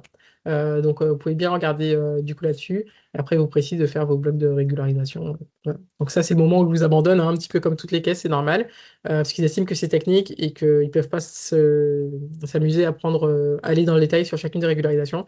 Là, je vous montre les grands thèmes. Pour autant, chaque régularisation reste différente. Donc, un cas qui s'applique à une personne ne s'applique pas forcément à une autre. Dans les grandes thématiques, oui. On peut avoir des petites exceptions ou des fois des régules de régules qui font que ce qu'on aurait fait à l'accoutumée ne fonctionne pas pour une autre personne parce que cette personne a déjà essayé de régulariser mais n'a pas forcément réussi et ou la caisse n'a pas pris en compte. Ça peut arriver aussi des fois.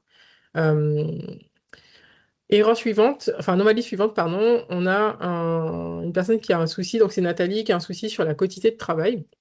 Donc, sur la quantité de travail, donc comment on va corriger tout ça? On va dans un premier temps identifier, pareil, l'erreur. Donc, qu'est-ce qui pose problème? Pareil, j'ai mis erreur entre guillemets, puisque ça peut être quelque chose qui est correct dans votre paye. Donc, votre paye peut être correcte. Par contre, la remontée en DSN n'est pas bonne. Donc, ça arrive souvent sur la quantité de travail. Donc, attention, c'est ce qui va peut-être vous mettre dedans avec la DSN de substitution. Attention. Donc, voir d'où ça vient, savoir si c'est votre paye le problème, savoir si c'est la remontée DSN, savoir si c'est l'éditeur potentiellement ou si vous avez forcé des choses. Ça, j'en ai pas parlé, mais des fois, on peut être amené à forcer des choses et l'incidence en DSN ne pardonne pas. Donc, pour corriger des informations qui sont situées sur le bloc 40, donc le bloc 40, je vais vous le montrer. Donc, le bloc 40, c'est comment dire, le contrat. Alors, je vais pas commencer au début, hein. Hop, la date d'embauche, etc. Donc, tout ça, c'est le bloc 40 qui se termine ici. Si vous avez une information qui est erronée sur un bloc 40, pour pouvoir régulariser, il ne faudra pas remettre en bloc 40. Il faudra utiliser le bloc 41. Le bloc 41 s'appelle changement de contrat.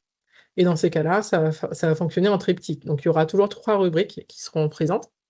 Donc, je vous les détailler ici. Elle n'est pas hyper jolie cette slide, mais bon, j'espère que ce sera clair. Donc 41001, c'est le mois où ça a changé. Donc par exemple, on va dire que la DSN de mars est déjà partie, on est sur la nouvelle échéance, c'est sur le mois d'avril. Soit je suis passé par la paye, soit je vais le faire à la mano. Dans tous les cas, je vais mettre le premier du mois, sauf si ça a changé en cours de mois. Donc si j'ai une personne, par exemple, qui est passée à temps partiel à partir du 16 avril, dans ces cas-là, ma date de modification, ce sera 16 avril, ce ne sera pas premier, parce que c'est un changement en cours de mois. Si ce n'est pas un changement en cours de mois et que ça concerne un mois antérieur, dans ces cas-là, vous aurez le premier jour du mois en cours. Donc un changement que j'ai fait en avril, je vais le mettre 1er avril. Ensuite, je vais mettre ici, alors ici, il y a plusieurs informations. Donc, pour savoir quelle est la valeur à mettre au milieu, donc la deuxième, on va se rendre sur le cahier technique. Donc là, si je mets S21, G0041, ça, j'en ai une pelletée. Donc là, du coup, l'idéal, c'est toujours la page 5, 215. Et là, j'en ai plein. Donc, je vais devoir regarder à partir du libellé, qu'est-ce qui m'intéresse. Donc là, je descends. Là, je vois ancienne quantité de travail du contrat. Donc je glisse avec ma souris, je vois que c'est la 41007. Donc c'est comme ça que j'ai su quelle était celle à mettre. La valeur qui est ici, ça va être l'ancienne valeur. Donc là, c'est là où c'est un peu incohérent. On peut être tenté de se dire, comme c'est rétroactif, j'avais déclaré 150, mais en fin de compte, c'était 151. Je peux être tenté de mettre 4107, donc le premier bout est bon, et par contre, je mets 151. Et dans ces cas-là, bah, votre régule ne va pas fonctionner. En tout cas, vous allez peut-être mettre le bazar. Donc attention là-dessus. C'est bien l'ancienne valeur qu'on précise. Donc, celle du milieu est hyper importante sur les 3 rubriques à déclencher. Et ici, la 41028, qui concerne en fait, elle s'appelle officiellement la profondeur de recalcul, c'est la date d'effet. Donc, c'est la date d'effet rétroactive. Donc là, je dis que j'ai fait une modification en avril. Avant, j'appliquais 150 sur ma quantité de travail et que je vais modifier cette information depuis le 1er janvier 2025. En clair, mon 40 qui est indiqué avec 151 désormais sur ma quantité de travail va s'appliquer à partir du mois en cours. Donc à partir d'avril, ça va s'appliquer. Et par contre, pour corriger ce qui s'est déjà passé, je vais ajouter juste en dessous du bloc 40, un bloc 41 avec ces informations-là. Pour dire qu'avant, je déclarais 150, mais que je me suis trompé. En fin de compte, il fallait prendre l'information qui est sur le 40, donc les 151,67, appliquer rétroactivement au 1er janvier 2025 pour remplacer le 150 que j'avais déclaré initialement. Un peu technique, celui-là, je vous renverrai au replay. Mais une fois que vous avez compris ça, franchement, ça vous sauvera la vie plus d'une fois. Alors, donc, j'ai Nathalie qui disait, donc, j'ai mis la quotité hebdomadaire, alors, j'ai mis la quotité hebdomadaire là où j'aurais dû mettre la quotité mensuelle. Ah oui, c'est vrai que c'est toujours mensuel, donc la quotité. Donc, c'est vraiment le contrat, c'est la partie mensualisation, entre guillemets. L'URSSAF m'a donc calculé un plafond de tranche 1 à 4,26 €. Je ne vois pas comment revenir là-dessus. Dans ces cas-là, il y a plusieurs informations. Donc, la quantité de travail, donc on va utiliser ce qui est ici, les 4 qui sont ici, à adapter en fonction des informations que vous avez dans votre DSN. Et après, ce qu'il faudra vérifier, donc ça va être dans un second temps, c'est le plafond. Donc, à voir si votre plafond, vous, était déjà bien calculé. A priori, oui. Je ne pense pas que vous aviez 4,26 €, je pense que vous l'auriez vu. Donc, faites déjà la régularisation du 41. Vous surveillez votre suivi DSN. Si l'anomalie apparaît toujours ou que vous en avez une autre qui est liée en vous disant que écart salaire plafonné, etc., ça voudra dire qu'il faudra ajouter le bloc 78 qu'on avait vu tout à l'heure avec le plafonné, déplafonné. Je vous la repasse juste rapidos. Là, il faudra mettre du coup les deux ou l'une des deux en fonction de ce que vous avez à régulariser. Toujours, on raisonne par différence. Regardez ce que vous aviez, là où vous voulez aller, et vous mettez sur la moitié, sur l'écart. Voilà, voilà. Je suis au moins. Voilà. Anomalie suivante, du coup, au niveau du numéro de contrat. Donc, juste pour situer, le numéro de contrat, c'est un petit numéro qui n'est pas connu de tous, pour autant qui fait des dégâts. C'est un numéro qui est un identifiant unique qui permet d'avoir des informations sensibles pour le salarié. En clair, ce que ce petit numéro de 5 positions minimum contient. Le SIRET de rattachement, donc si le salarié a été affecté à une autre société ou l'entreprise a déménagé ou n'est pas changé, vous aurez des petits trous.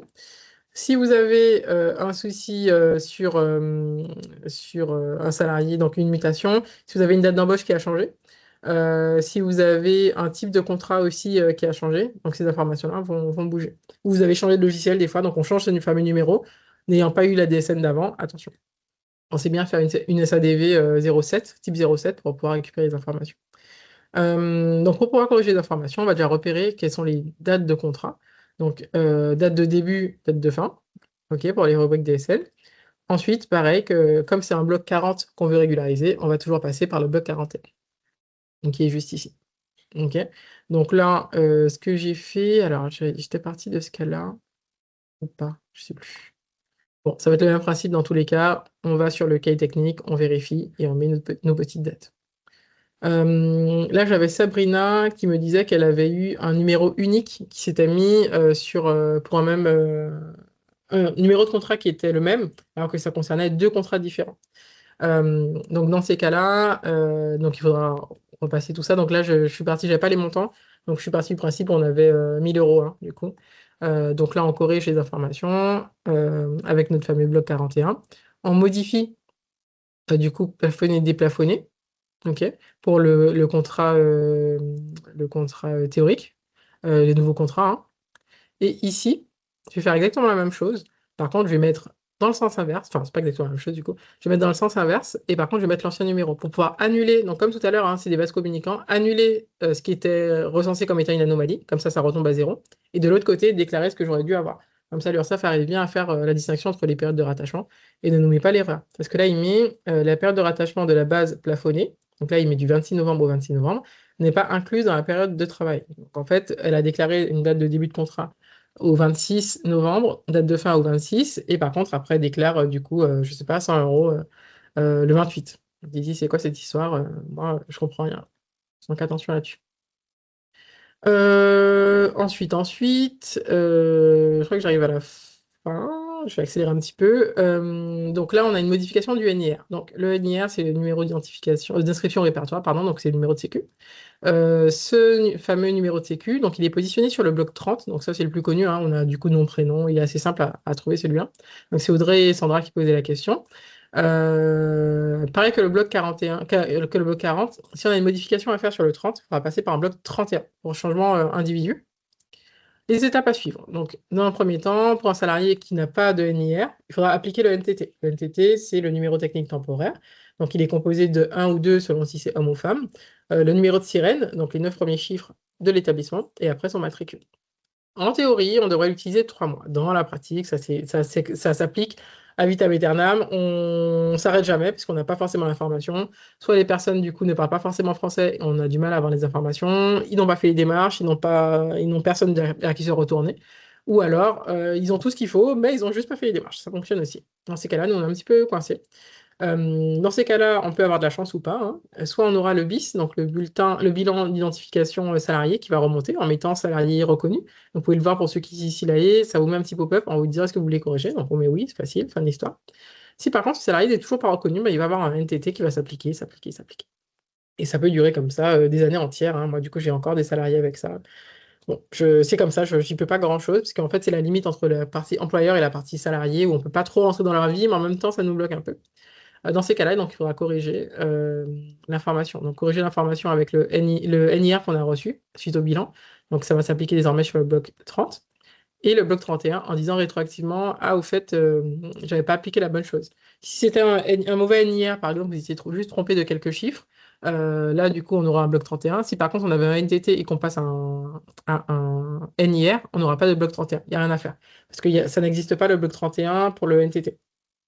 Il n'existe pas, c'est pas prévu, donc c'est soit l'un, soit l'autre. On n'aura pas comment dire, de maillage entre les deux. Alors, j'ai Audrey qui demande, faut-il écrire à l'URSSAF si après 1 an, il n'y a toujours pas de NIR? Alors non, parce que là, du coup, on outrepasse nos missions. L'URSSAF a peut-être l'information via peut-être la CAF, etc. Mais nous, on ne peut pas les contacter. Et à part relancer le client, on ne peut pas faire grand-chose, parce qu'on doit relancer le client qui, lui, doit relancer le salarié. Donc, ça fait tellement d'étapes qui, lui, doit faire les démarches. Donc, compliqué, mais du coup, là, on est un petit peu pieds et poings liés là-dessus. On a Sandra qui demande, j'ai un problème d'identité signalé après l'envoi de la DSN acceptée.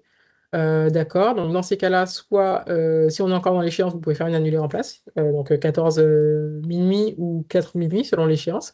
Sinon, bah, ça passera par un bloc de régularisation 31, comme on a vu tout à l'heure. Il est où? Il est là. Et là, il n'y en a que deux. Là, ça fonctionne par deux, il n'y en a pas trois. Il n'y a pas de date de profondeur de recalcul. J'ai une DSN événementielle signalement quand j'ai pas Dan. Alors, je pense que c'est Dan, c'est DAT, je sais pas. Il ne passe pas, car erreur déclarant à corriger. Bah là, du coup, il faut faire le bloc 31. Et une fois que le bloc 31 sera pris en compte, c'est l'échéance d'après que vous pourrez refaire votre déclaration. Ou alors, si vous êtes pressé, ce que je peux comprendre, parce que du coup, le salarié attend, c'est l'affaire sur Net Entreprise. Donc, si vous êtes pressé, vous le faites sur Net Entreprise. Si vous avez un petit peu de marge et que c'est rien de trop embêtant ou que c'est le dirigeant, que sais-je, vous faites votre déclaration. Donc là, par exemple, on va se situer là. Vous faites votre annulaire en place ou vous insérez votre bloc 31, si ça concernait la DSN d'avant. Et à partir du 15 midi 1, par exemple, si c'est une DSN de 15, vous allez pouvoir refaire votre signalement. Là, ce sera correct parce qu'il aura intégré ce changement. On avait un problème sur l'assiette OC. Donc, comment corriger une base? Donc, OC pour organisme complémentaire. Et tout ça, ça inclut la prévoyance mutuelle et retraite super. C'est comme ça que c'est référencé dans la DSN. Si on a un écart, donc il faudra identifier l'écart de base et la tranche concernée à mettre en DSN. Ajouter donc les blocs 78, 79 et 81. Donc, je vous ai mis ce à quoi ça correspond à chaque fois. Il faudra bien penser à mettre notre petit chapeau, donc avec la période de rattachement. OK, avec le petit bloc, le petit code 31. D'ailleurs, je devrais le mettre en surbrillance, parce que c'est pas tout le temps que c'est 31. Ma petite période de rattachement, et ici, on met toujours 0. Donc, il n'y a rien qui est attendu pour les 5 blocs spécifiques. Enfin, la présentation est spécifique aux OC, il n'y a rien qui est attendu en termes de montant. On ne doit pas mettre la différence en termes de base. Enfin, c'est toujours 0. Ce sera toujours et toujours 0. Ensuite, ici, on aura la base. Donc là, je suis parti du principe où on voulait régulariser une tranche B à moins 2000 euros. Donc voilà, la présentation sera comme ça. Et l'équivalent de, je crois que j'avais pris 2% ou 2%, 0,59 avec le cumul salarial patronal, hein, toujours cumulé, on ne distingue pas ça dans la DSN, en tout cas pour la partie OC, et on met le montant en négatif. Petite question d'Asia, comment faire une régule mutuelle sur le mois suivant? Alors ça, j'ai pas compris. En général, c'est le mois précédent, mais j'ai pas compris. Asia, si t'es là, tu peux préciser du coup. Alors, il y a des questions pareilles que j'ai pas compris, que j'ai mis de côté, hein, parce que du coup, là, c'était parmi les premières, mais les autres, j'ai pas pu les prendre. Alors, on a Annabelle qui dit j'ai une erreur de PMSS proratisée. Je vais repasser en presse d'ailleurs. J'ai une erreur de PMSS proratisée pour les temps partiels depuis le mois d'octobre 2025. Tous les blocs pour le calculer sont correctement complétés en DSN, mais le résultat final est erroné car ADP calcule le PMSS non pas avec les informations mensuelles, comme transmis via DSN. Donc la DSN est correcte depuis octobre. Par contre, les temps hebdomadaires. Ah, ok, donc ADP transmet les temps hebdomadaires au lieu des temps mensuels, alors que pour autant, il remonte bien les informations dans la DSN. Ok. Ah oui, compliqué. Non, Donc arrondi à c'est pas Non, c'est ça, pas ça? Adeline.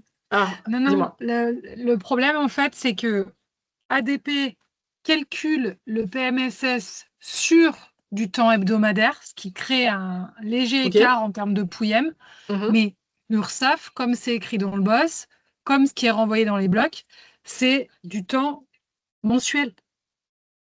Ils veulent pas corriger. Là, c'est ADP. pire, c'est que clairement, Ah. on me dit ce qu'on fait, c'est juste.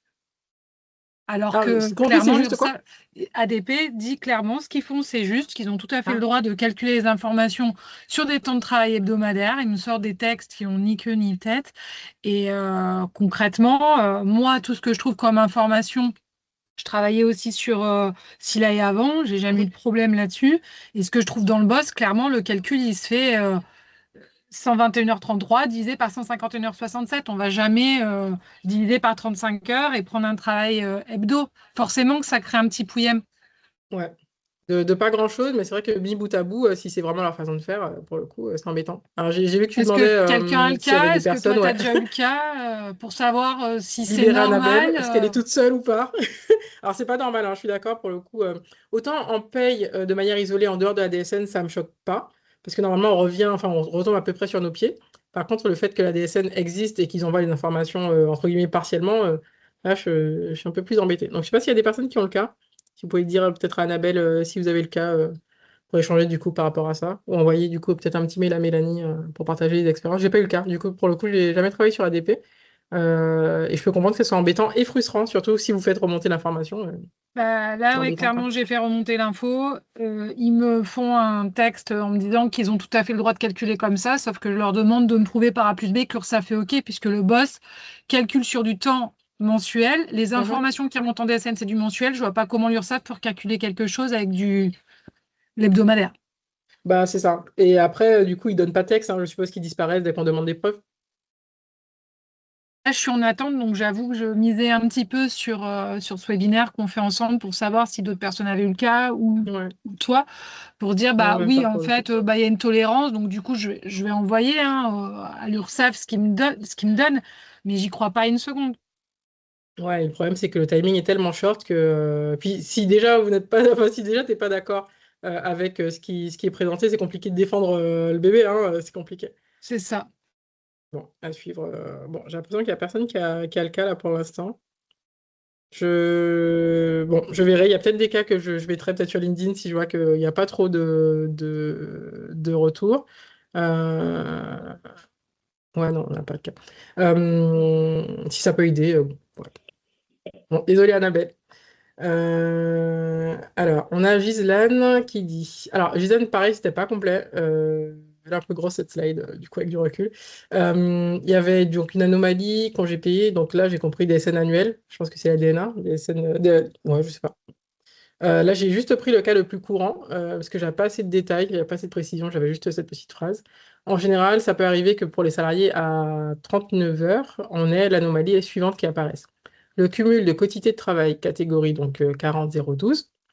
Euh, donc le cumul, donc catégorie, quotité de la catégorie et heures structurelles n'est pas cohérent avec du coup la catégorie du salarié. Donc en clair, sur les côtés entreprise, entre guillemets, c'est 169, côté salarié, c'est 151 pour la quantité de temps de travail.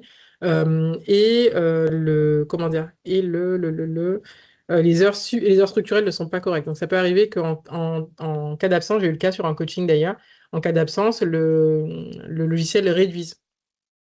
Donc bon, si c'est le cas, faut bien aller forcer et aller faire du coup une petite régularisation en fonction. Là, j'ai pas assez de détails. Donc si c'est une régularisation, c'est toujours un bloc 51 avec la bonne période, avec en négatif ou pas.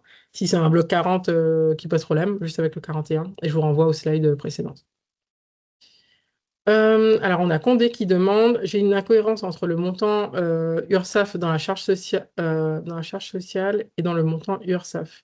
Ça, pareil, j'ai pas assez de détails, mais de ce que je comprends, entre ce qui apparaît en paye, donc sur les charges, et ce qui apparaît en DSN, donc c'est différent, de toute façon, tout est dans la phrase. Là, le sujet, c'est est-ce que c'est différent parce qu'il manque un paramétrage ou est-ce que c'est différent parce que l'éditeur, du coup, ne suit pas le mouvement. Donc ça peut être encore plein de choses. Donc pour ça, c'est un long travail de recherche pour le coup que je pourrais pas faire parce que j'ai pas assez d'infos. Et même dans tous les cas, ça aurait été beaucoup trop long pour un live. Dans tous les cas, ce qu'il faudra identifier, ce sera du coup de faire les régularisations sur les blocs que j'ai indiqués ici. Donc tout ce qui concerne l'URSSAF, ça va être du coup à chaque fois ces blocs-là. Sauf si c'est une régularisation, j'ai pas prévu, comme il n'y a pas eu de question là-dessus, j'ai pas prévu le cas. Mais voilà, on peut avoir le bloc 79 en plus si on a des régularisations concernant les exonérations. Question suivante. Alors, j'ai Nadia qui demande. Donc, pour un bulletin prud'homal, j'ai des sommes négatives, des jours calendaires déclarés incohérents et des heures sup. Alors, sommes négatives, ça on a vu tout à l'heure. Jours calendaires, on a vu. Et heures sup, ça va dépendre de ce que vous avez. Heures sup, il y a plusieurs cas. Alors, est-ce que j'ai. Je crois que c'est 114, je crois. Les heures sup, ça va dépendre de l'anomalie qui pose problème parce que les heures sup, elles sont à deux endroits de mémoire. Ça va dépendre si ça concerne la réduction ou si c'est dans les heures de tout à l'heure, la 51.012. Ça va dépendre. Donc, soit 51.012, soit 81.02 mais avec le code 114. Donc, ça va dépendre de ce que vous avez.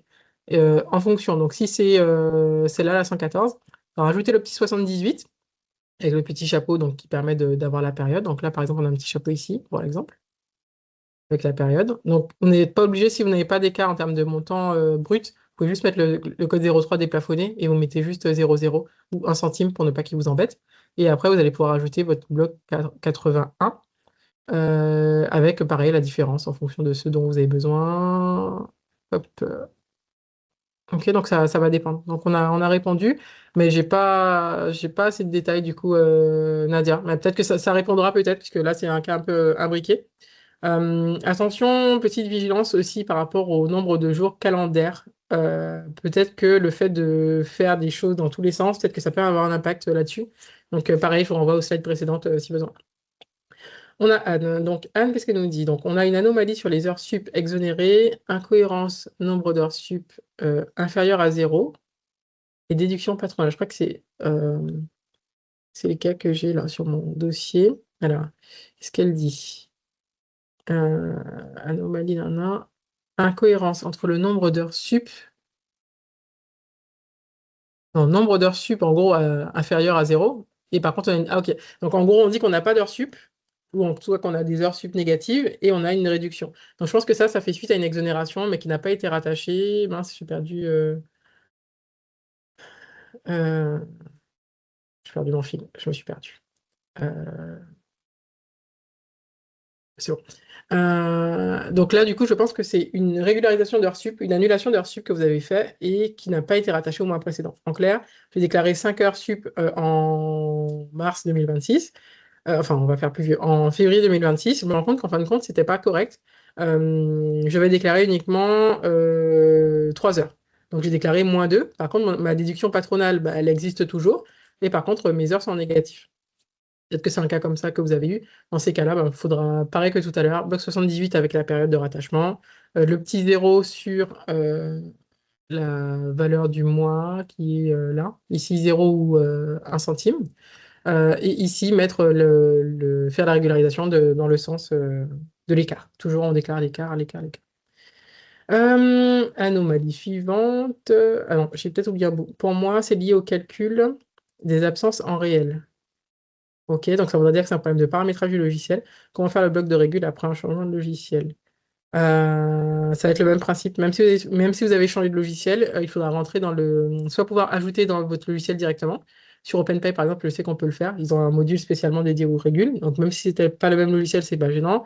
Silae aussi, où on peut rajouter dans les blocs comme ce que je vous ai montré tout à l'heure. Sinon, il faut rentrer dans le fichier texte et puis modifier comme ce que je vous ai montré à l'écran. Alors, j'ai une anomalie substituable sur le PMSS. OK. Si l'AI n'a pas calculé, car l'URSSAF. Alors, j'ai une anomalie substituable sur le PMSS. Si l'AI n'a pas calculé, car l'URSSAF, et je suis d'accord avec l'URSSAF. Ouf. Le salarié est sorti le 3 janvier, donc a travaillé 3 jours. Donc ça, OK. Donc, c'est 2025, 2021, OK. Ok, et donc vous voulez régulariser le plafond. Donc s'il n'y a pas d'écart comment dire, écart de nombre de jours calendaires, dans ces cas-là, vous aurez uniquement le bloc 78 à régulariser. Alors, il est où mon petit loup? Où est-il? Non, ça, c'est pas le meilleur exemple. Si on a un écart effectivement des salaires plafonnés, on aura cette présentation. Donc, ce qu'il va falloir faire, c'est ajouter donc, le bloc 78. Donc, pour l'ajouter, vous allez le mettre juste avant le bloc 86 du salarié. Donc, 86, c'est l'ancienneté. Hein. Donc, c'est vraiment à toute fin du salarié. Vous allez ajouter ça, déclarer la différence. Donc, là, on avait 525 moins 300 et quelques. Donc, on va dire que c'est moins 200. Je ne sais plus dans quel sens. C'est moins 200.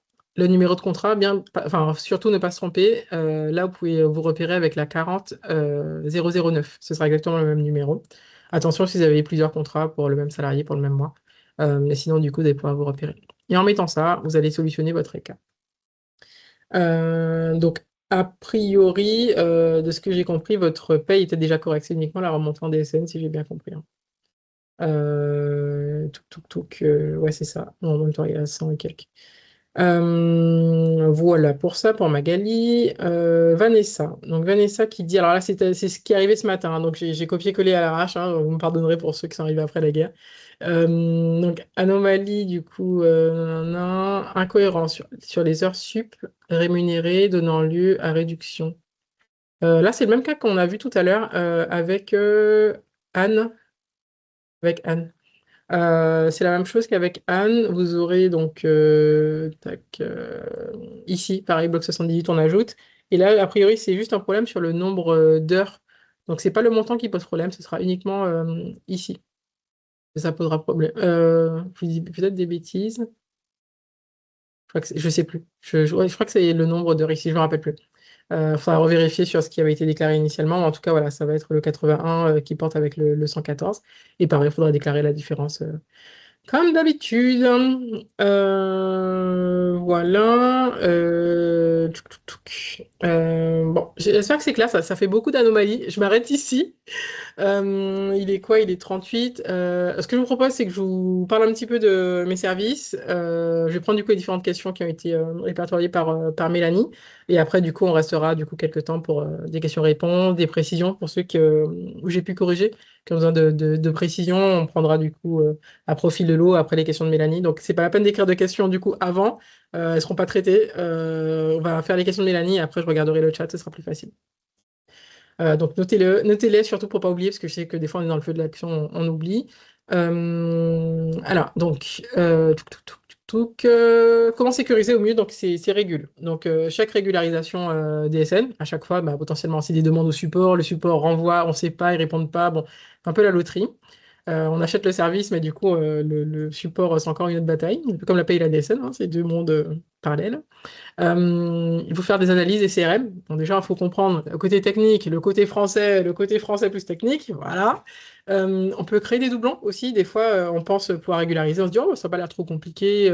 Typiquement, on va régulariser une cotisation individuelle. On va pas mettre de bloc chapeau, donc le bloc 78. Et on va se rendre compte qu'on a doublé une période ou qu'on a corrigé à tort et que tout a été rattaché au mois en cours. Et c'est pas du tout ce qu'on voulait. Donc, attention là-dessus. On peut générer des crédits à tort. On peut également créer des montants à payer, alors que non, c'est purement déclaratif, mais on s'est loupé.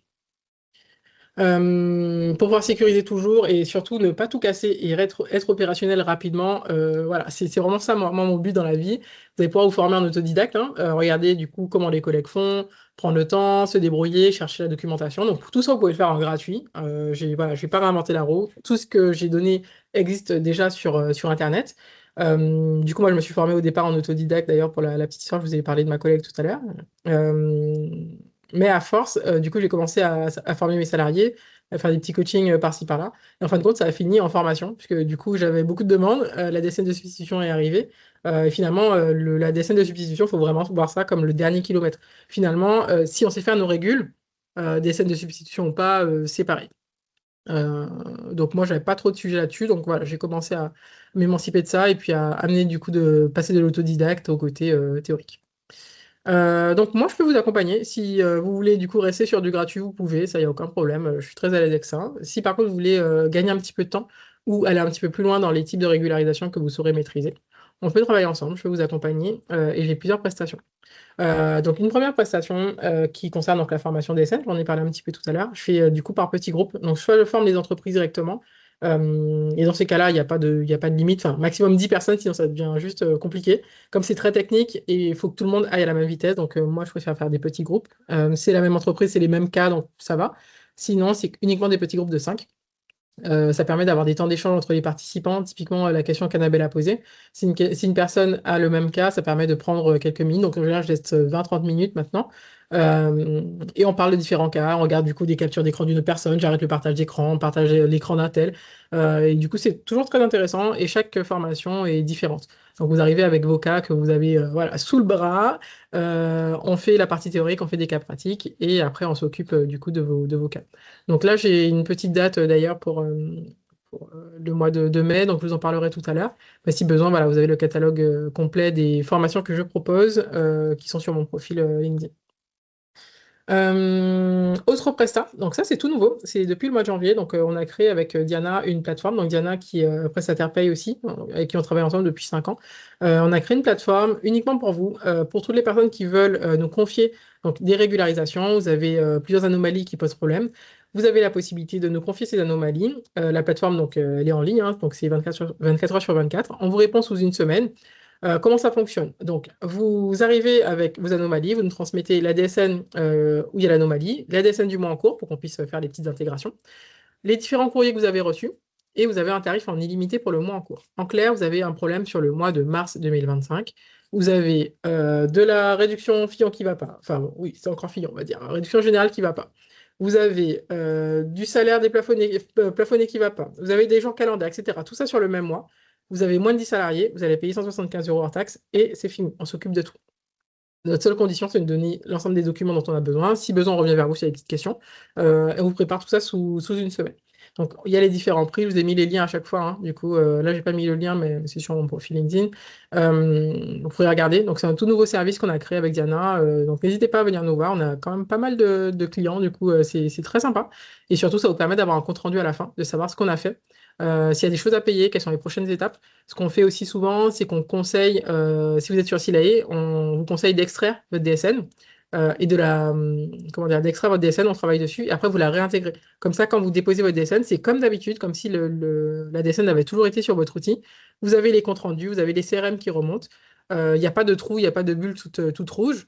Et surtout, vous conservez l'historique. Donc, nous, ce qu'on conseille, c'est ça. Et comme ça, le client voit exactement ce qu'on a fait. S'il veut rajouter un petit bloc paiement, il le fait, et c'est pratique.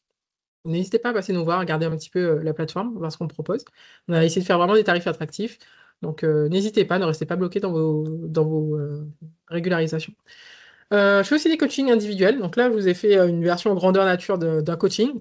Sachant que, bon, là, j'ai été vite, il y en avait beaucoup. Donc là, il faut savoir qu'on a traité une quarantaine même plus. Peut-être 40, 45, non, 50, parce qu'il y en avait beaucoup plus, 50 anomalies là ce matin. Donc c'était short et intense, sachant que j'ai eu le temps d'expliquer certains cas. Mais quand on est juste à deux, je prends plus le temps. Je vous explique pourquoi on a le problème, on va chercher, on va fouiller. Donc soit ce sont des coachings d'une heure, soit 2 heures. Et c'est tout venant. Si vous avez 15 anomalies, si ça tient dans les 1 heure, on fait les 15, il n'y a aucun problème.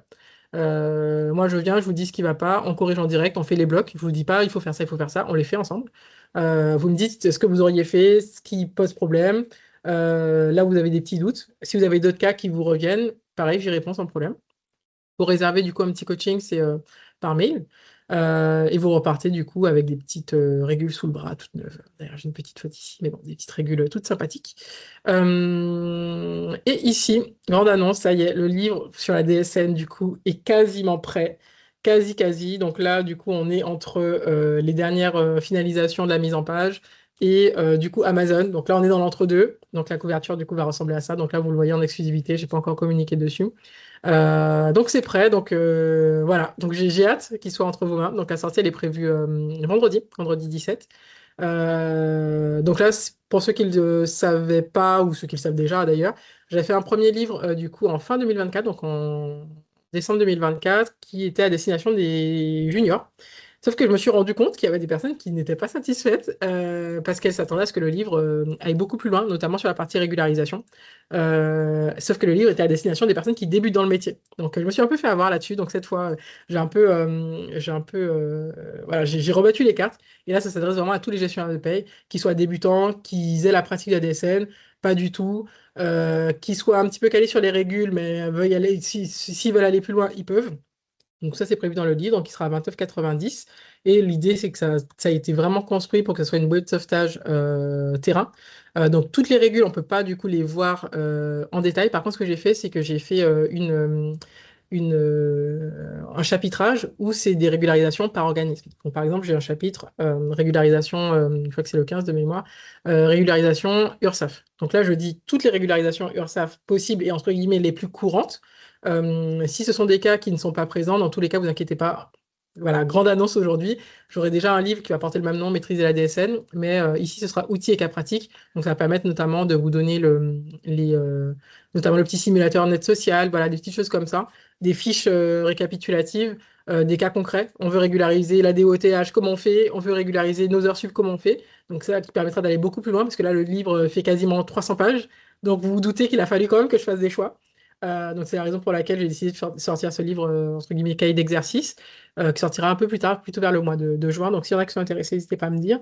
Mais dans un premier temps, on va commencer par le début, la théorie. Donc la théorie, il y a des parties pratiques. Je vous ai mis plein de captures d'écran pour notamment Net Entreprise, comment on utilise sur les blocs de régule, concrètement, comment ça apparaît dans la DSN, où est-ce qu'il faut les placer. Donc tout ça, ce sera dans le livre, du coup, qui sort là, à la fin de la semaine.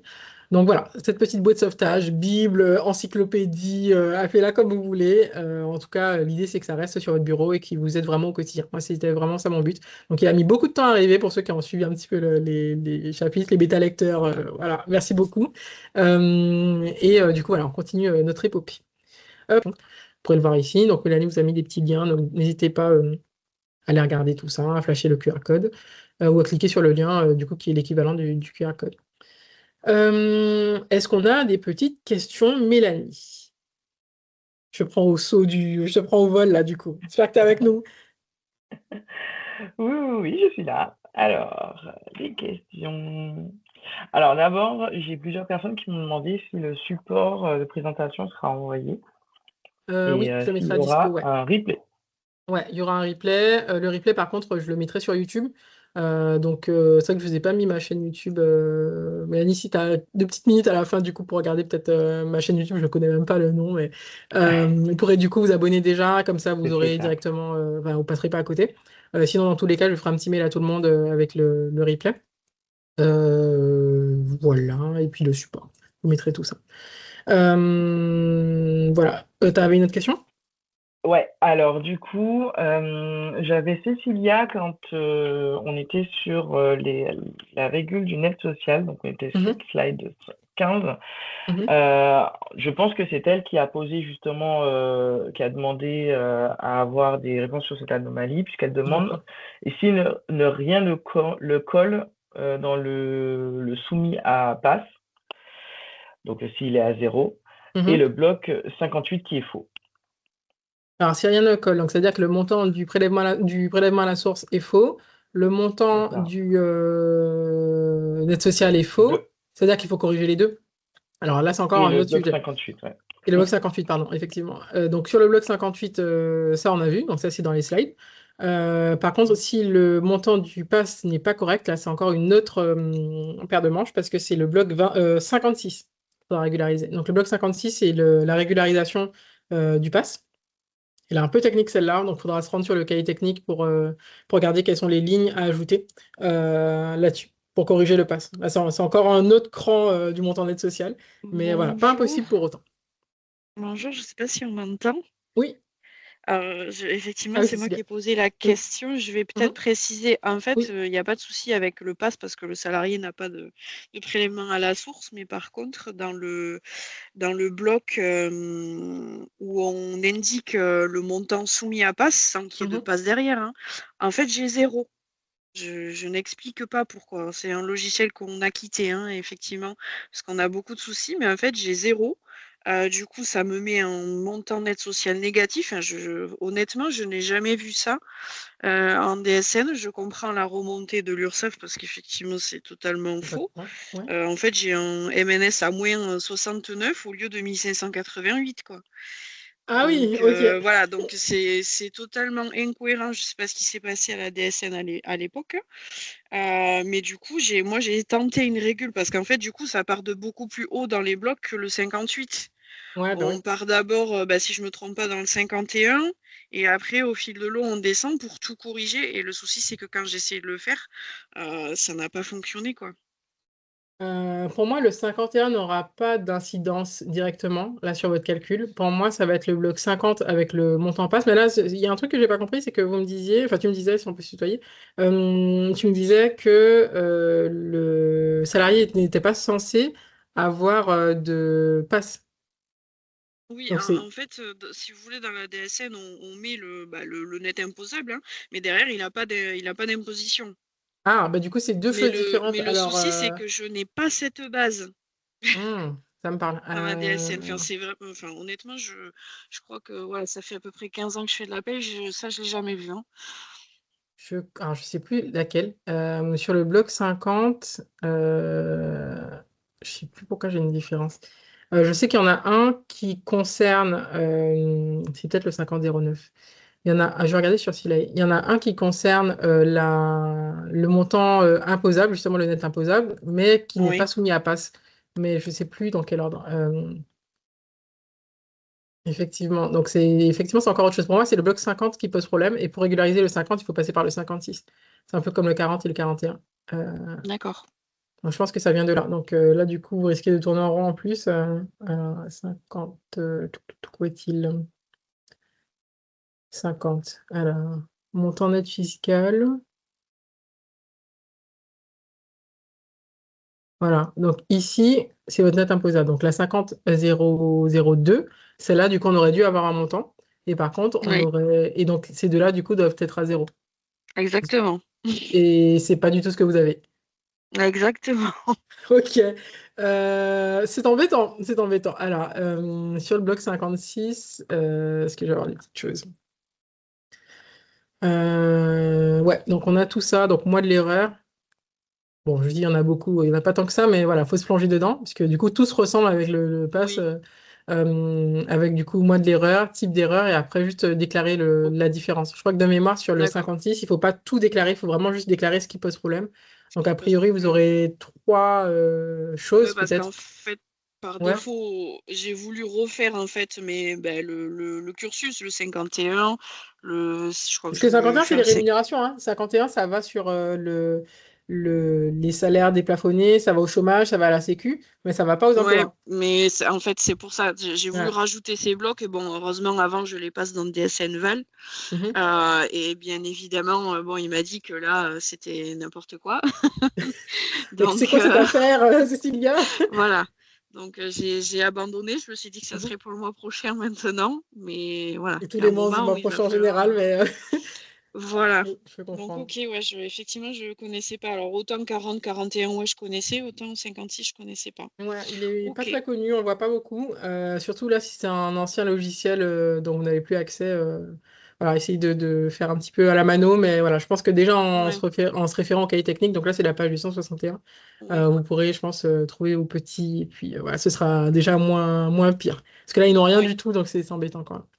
Et oui, ok. Merci Bon, ben, je vous Cécilia. remercie. Pas de souci, avec plaisir. Mélanie, du coup, à nous. Question suivante. Alors, on enchaîne avec Samantha qui, au moment où tu montrais à comment faire une régule DSL sur Silae, c'était au moment d'une aide sociale, tu as Mhm. inséré du coup une ligne. Elle a demandé est-ce que c'était possible de montrer aussi sur OpenPay. Ouais. Alors, je vais juste, du coup, passer sur l'écran d'après, me trouver un petit dossier test, et je reviens parmi vous. Alors, tac.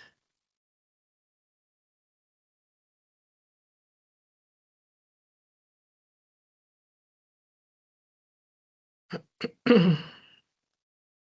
tac, tac.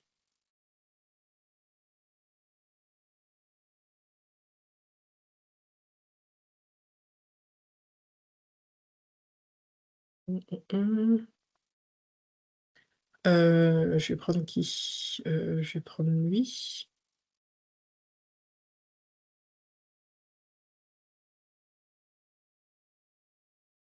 Voilà.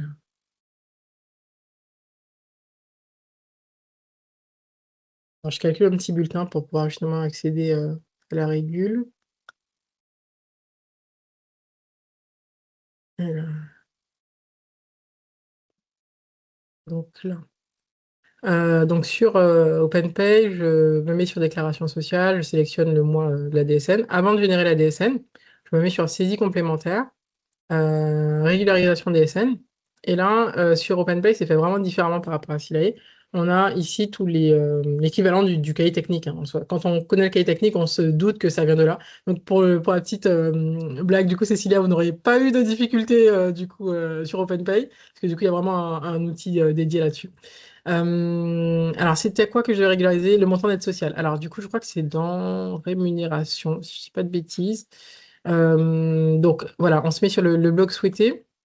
J'ai un petit doute, je crois que c'est autre élément de brut sur la catégorie. On se met bien sur le mois souhaité. Donc là, on est en avril 2026. Si je veux remonter sur du 2025, par exemple, je me mets sur 2025. Je vais dire que c'était août 2025, plus. Et donc là, je vais aller chercher mon 58 qui n'est pas du tout là. Si, il est là, montant d'aide sociale. Oui. Hop. Donc, je mets un petit plus, donc c'est un petit peu traître, on a l'impression qu'on n'a rien mis, mais ici, vous voyez que ça a un peu changé maintenant. Donc là, je vais dire que c'est Aloïs, et je vais régulariser, je ne sais plus ce que j'avais mis d'ailleurs, moins 200. Et là, pas 0,00, OpenPay gère. Donc, même si je mets ça, il va pouvoir régulariser tout seul, ajouter des points 0,0, mettre la période de rattachement, du coup, si besoin. Bon, la 58, elle est facile puisque la période de rattachement est déjà incluse avec le montant. Mais si tu as une cotisation individuelle, par exemple URSSAF, il aurait créé mon bloc 78 avec ma période de rattachement à 0. Donc là, je me remets sur déclaration sociale, il me met mon petit R, et là, je fais générer déclaration. Je bois un petit peu d'eau pendant que Charles, je ne sais même pas comment j'ai tenu autant de temps sans boire. Alors, donc là, je fais visualiser. Il me précise. Ah oui, non, ça, c'est encore autre chose. C'est ma taxe d'apprentissage, donc ça, ok. Tac. Donc c'était Aloïs. Et donc c'est le 58. Elle est toute seule hein, dans la DSL. Pour l'exemple, 58. Et donc là, je vois mes petits blocs. 58 qui sont ajoutés automatiquement. Voilà, fin de l'histoire. Donc c'est vraiment très pratique sur OpenPay. Moi j'aime bien. Je trouve que autant Silae, ils sont très très bons sur la partie Pay. DSN, ils s'améliorent. Mais je trouve que OpenPay, ils sont très bons sur la partie régularisation DSN toute seule. Quand ça part de la Pay et ça part en DSN, il y a des petits loupés des fois, pas tout le temps. On est un peu moins safe du coup qu'avec Silae là-dessus. Par contre, niveau bloc de régule, tout seul, ils sont très très bons. Donc avoir un ancien logiciel et passer sur OpenPay et avoir des blocs de régule, on le fait les yeux fermés. Donc voilà pour répondre à la question. Alors justement, toujours continuer avec Samantha, elle faisait remarquer que refaire des bulletins sur OpenPay, c'était pas top sur les remontées DSN. Alors c'est pas une Euh, question, mais Ouais, c'est juste enfin, juste une remarque. Alors, j'ai à la fois le même cas que Samantha, mais en même temps l'inverse. J'ai l'impression que c'est pas sur tous les dossiers qu'il y a le souci. J'ai l'impression que ça tient vraiment du coup à la typologie de salarié. Alors, j'ai pas encore élucidé le mystère. Si j'ai une régule, par exemple, sur un mandataire, sur un apprenti, j'ai pas de problème. Par contre, sur un salarié classique, ça peut arriver, effectivement. Donc, c'est ce que je disais, en partant de la paye, ça peut arriver qu'il y ait des petits loupés pour le coup. Avant même d'avoir la question, j'en avais parlé un petit peu. Mais j'ai pas encore pu identifier d'où ça venait, donc je sais pas si ça a été corrigé entre-temps. Je sais pas si Samantha c'était récent le souci, mais en tout cas, voilà, effectivement, il s'améliore encore Lundi. là-dessus. Il n'a pas travaillé le lundi. Non, on a toujours le problème en fait. Il n'a pas travaillé le lundi de Pâques? Hein. Vous me parlez, Samantha?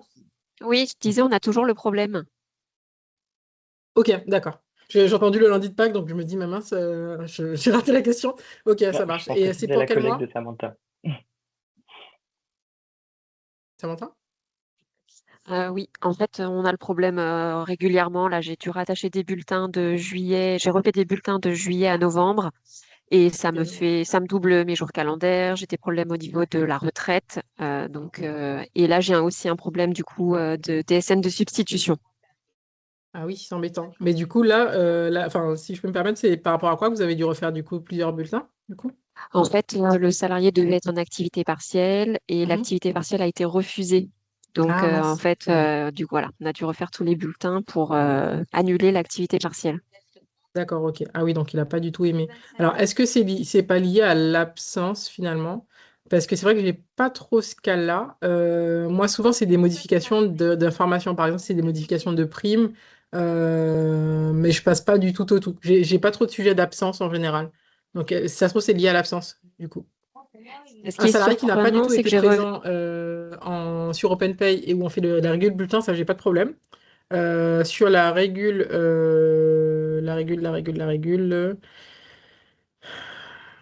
partielle là, avec une absence, j'ai pas trop le cas. Et c'est toujours le même cas? Vous avez essayé d'observer un petit peu, de leur faire remonter et tout? Oui, oui, on fait remonter des infos. On a souvent des problèmes quand on refait des bulletins ou qu'on doit passer des régules. Ils le savent. Voilà, on attend. Des fois, on a des D'accord. réponses et des fois, non. Ah mince, ouais, c'est un petit peu embêtant là-dessus. Moi, je sais que depuis que je suis passé sur OpenPay, par contre, c'est vrai que contrairement à Silae, du coup, j'essaye d'autoriser, bon là, vous n'aviez pas le choix, j'essaye d'autoriser le moins possible les modifs après coup. Parce que effectivement, ça peut être compliqué. En fait, ça vous donne du travail, vous. Ça vous donne du travail, vous. Bon, j'entends. Bon, désolé. Désolé, désolé. Du coup, on a une question après, du coup, Ouais, Mélanie, on arrive sur la on fin. va. Oui, on arrive sur Ophélie Mhm. alors c'est peut-être une question un peu complexe pour le temps qui nous reste, mais elle demandait Au comment revoir. réaliser un bloc de régule en profondeur pour corriger un type de contrat sur toute l'année 2025. Ok, non, ça va. Ça va. Alors, du coup, c'était au début, je sais plus où. J'aurais dû mettre des... Ah, bonne pioche. Non, même pas. C'est numéro de contrat. Je fais des joies toute seule, mais bon, on peut utiliser celui-là. Ça va être le même principe. Du coup, comme c'est un bloc 40, on va devoir utiliser le petit triptyque de 3 rubriques. Je sais pas pourquoi j'ai triptyque, mais enfin, 3 rubriques. Où là, donc si c'est rétroactif, donc on va partir du principe où là, on peut encore faire une annulée en place. Donc vous allez peut-être mettre 1er mars 2026. Ici, donc alors, je regarde, ok, technique, je sais pas ce que j'en... C'est type de contrat, je crois qu'elle a dit. Oui, le type de contrat. C'est ça, type de contrat. Je vais regarder. Je sais pas c'est lequel. Euh, nature de contrat. Donc c'est la 40007. Ok. Bonjour. Bonjour. Vous m'entendez? Oui. Oui. C'est moi qui vous ai posé la question. Du coup, en fait, alors, c'est juste pour préciser, mais je pense qu'en termes de manip, ce sera la même chose. Mhm. C'est par rapport à un contrat mandataire social qui n'avait pas été déclaré du coup en code 80, mais en code 01, je crois, de mémoire, et qu'on doit régulariser pour toute l'année 2025 finalement. Ok. Effectivement, ouais, ce sera la même manip. Donc, ça veut dire que ce que vous aurez, donc on aura 1er mars 2026. Ici, on avait le code 80 déclaré. Non, c'est l'inverse. On avait le 01 déclaré à tort, c'est ça? Oui. Ouais, ok. Donc 01 pour le CDI. Donc là, on va mettre 4100. Non, je sais pas du tout.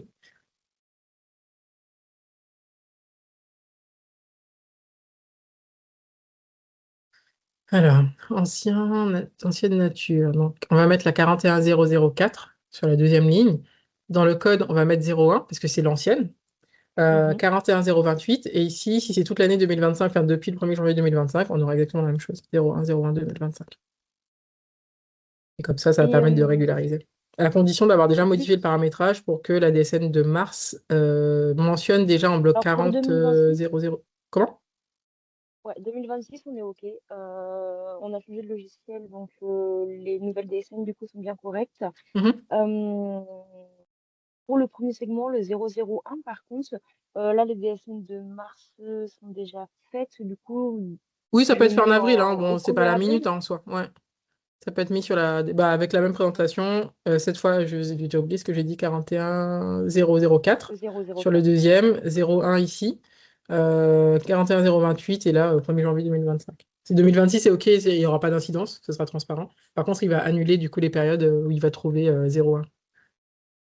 Enfin, remplacer plutôt. OK? Parfait. Merci beaucoup. Avec plaisir. On a Sabrina. Et- Mélanie, du coup, juste avant de prendre Sabrina, c'est ta dernière question du coup? Pardon? Alors, il y a Ophélie, justement, faisait aussi une remarque par rapport au code CTP, pour certains codes CTP, on n'acceptait pas les montants négatifs. Il fallait être vigilant. Alors, peut-être que tu as quelque chose à rajouter Alors, là-dessus. ça dépend. Ça dépend. Comment dire, les bases négatives fonctionnent. Il y a quelques exceptions. C'est sûr, notamment tout ce qui est réduction générale. Pour la RGDU, par exemple, c'est 668 pour le fonctionnement normal. Donc, si c'est une exonération, ce sera 668. Si par contre, c'est une annulation, mais attention, on rigole en global. Donc, si vous avez juste une personne qui a été annulée, si l'intégralité fait toujours un montant négatif et c'est le signe normal, dans ces cas-là, on restera sur 668. Si par contre l'intégralité du mois est annulée, entre guillemets, dans ces cas-là, ce sera le 669. Donc peut-être que c'est ce cas-là que vous avez eu. En principe, on peut mettre du coup du négatif, hein, ça pose pas de problème. Il y a juste quelques exceptions, souvent sur Alors, les exonérations. on a vu le problème l'année dernière lors de régularisation pour les compléments maladie, allocation familiale, Ah oui, bah ça, ouais, c'est où on pareil. ne pouvait pas mettre effectivement négatif, il fallait mettre un autre code, Ouais, et ce code-là voulait dire négatif. Mais exactement, c'est faut ça. savoir en fait. Mm. C'est ça, ouais, exactement. Je crois que c'est 635 et 637, ou voilà, il y a un truc comme ça, j'oublie. Ou 435, 430. Ah, mais c'est ça. 435, 437 et 635, 635. 637. En fonction de maladie, complément, effectivement. C'est le même cas que Mm. la réduction, effectivement. Ça va être pareil. Merci Ophélie pour la contribution. Et du coup, c'est la Et, dernière, du coup, j'ai déjà oublié. J'ai plus de mémoire et là, ça y est. c'est La dernière que je vais te donner maintenant, c'est Vas-y, Magali, Sabrina, en fait, on arrive, Sabrina, on arrive. Vas-y, Mélanie.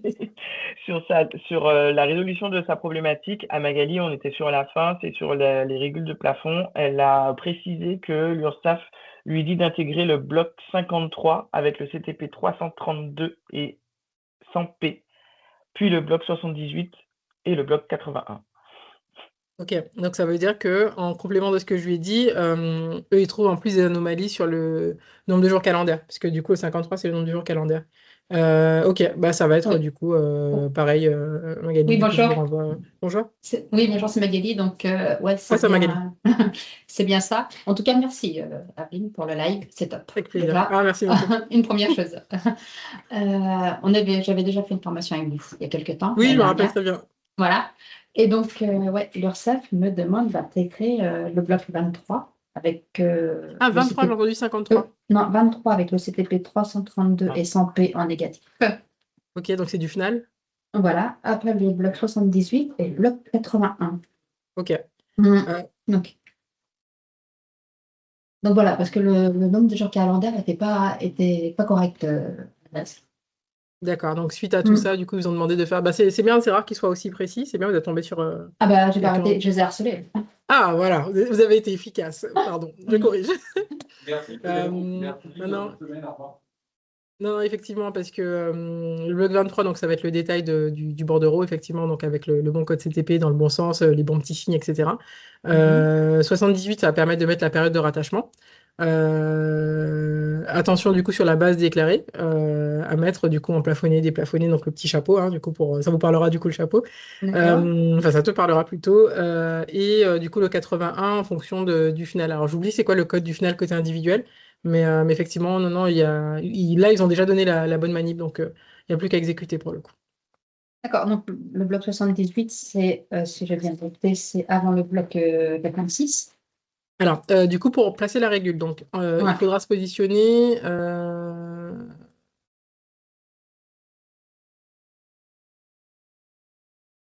Là. Si je veux, donc là c'est mon mois courant. Si je veux régulariser des Ok. choses, je vais mettre mon bloc 78. Ah, mais j'avais déjà commencé à faire une régule. Bah, en fait, c'est bon, il y est déjà. J'avais essayé de faire une régule, du coup, vu que c'est une DSN un peu bancale. Tout ça, c'était le mois. Alors, je vais le supprimer pour montrer. Normalement, ça se présente comme ça. Et tout ça, ça correspond, du coup, on va dire que c'est le mois de mars. Moi, je veux D'accord. régulariser le mois de janvier 2025. Je vais me placer entre les deux pour mettre mon bloc 78. D'accord. Mon déplafonné, tac, tac. Je ne sais pas ce qu'il y avait, mais on met le montant. Ouais, On c'est vérifie ça, bien j'en ai. ici en fonction du 40009. Ok. Et donc là, j'ai ma période de rattachement. Et c'est en dessous de ça, donc on met mon petit chapeau par-dessus pour la période de rattachement, que je vais pouvoir mettre mon bloc 81 en fonction de ce que j'ai déclaré. Alors, je sais plus, je vais prendre ça au pif, hein, comme ça, et je vais le placer ici. Est-ce que ça D'accord. répond à votre question? À ta Ouais. question? Ouais. Ouais, bah, ouais, je vais essayer de le refaire, de le repasser là aujourd'hui, de le mettre en place, voir Ouais. si ça passe. Ça marche. Donc, ok, bah, super, merci beaucoup. Ça marche, pas de souci. Et on a fini, Mélanie, si les calculs sont Oui, bons. Allez. totalement. En Excusez-moi. plus, je sais que tu dois y aller, donc on est parfait pour le timing. Merci beaucoup en tout cas, Mélanie. Ça m'a bien aidé parce que j'aurais pas pu faire les deux. Et merci Mélanie aussi. Je vous en prie. Sabrina. Ah, alors c'est qui parle? Je crois qu'il y a deux personnes qui parlent, mais on va juste prendre Je Sabrina, refais si juste- ça vous je embête pas, parce que du coup ça fait un petit moment Pardon. qu'elle attend. Non. Sabrina, du coup on t'écoute? Si tu peux retirer ton micro. Oui, Tu vas mettre ton alors micro plutôt. moi c'était juste pour rebondir tout à l'heure sur le cas où vous étiez sur la question de je ne sais plus comment elle s'appelle, sur la modification sur le numéro contrat DSN, je ne sais plus c'était quoi le slide. Si on a deux points à modifier, admettons, j'ai la quotité du travail ainsi que le numéro du contrat DSN. Est-ce qu'on doit faire 3 fois le bloc là que vous avez 41 Ouais. avec le 0,7 et avec la profondeur? On doit le faire 2 fois ou est-ce qu'on peut mettre les deux modifications dans le même... Enfin, je sais pas si vous m'avez compris. J'ai un doute. J'ai su la réponse et j'ai oublié. Je vous conseille de le mettre 2 fois, de mettre 2 fois le bloc 41 par précaution, parce que j'oublie. Donc le Je vais pas vous dire de 41 bêtises. et après celui, admettons, la quotité avec la profondeur et une deuxième fois, admettons, si c'est le numéro contrat DSN, le 0,1 avec le numéro contrat DSN et la profondeur. C'est ça. D'accord. Ouais, je vous conseille. De mémoire, j'ai déjà vu par exemple 41001, 41014 et peut-être 007, je fais une bêtise comme ça, Mm. avec après le 28, donc quatre rubriques. Mais je ne sais plus ce que ça concernait. Il y a peut-être des exceptions. Donc pour le coup, je suis pas sûre de moi du tout. Donc voilà, faites-le 2 fois. Vaut mieux plus que pas assez. Et puis comme ça, au D'accord. moins, Vaut ce mieux sera bon. toujours avoir le premier et le 28, et après, la catégorie du milieu, il faut le faire un à un chaque fois, c'est C'est ça? ça, c'est ça. D'accord. Mm. Merci beaucoup. Pas de souci. Vous regarderez quand même sur le cahier technique, il y a des petites exceptions sur le 41. Je sais plus où c'est. Je crois que c'est au début, c'est indiqué à un endroit improbable. Euh, Peut-être pas. Peut-être pas, peut-être pas. Bon, bah écoutez, s'il n'y a pas d'autres questions, on va s'arrêter là. On a un petit peu dépassé en plus, mais bon, c'était voilà, plus pour répondre aux dernières questions, aux dernières précisions. Je vous souhaite un bon appétit, parce qu'il est déjà 12h30. Si besoin, donc vous avez mon mail si vous souhaitez aller un petit peu plus loin. Et puis sinon, on se laisse bons amis. Et puis voilà, vous pouvez suivre sur LinkedIn ou bien pouvoir le replay sur YouTube. Merci beaucoup. Bon après-midi. Ciao, ciao.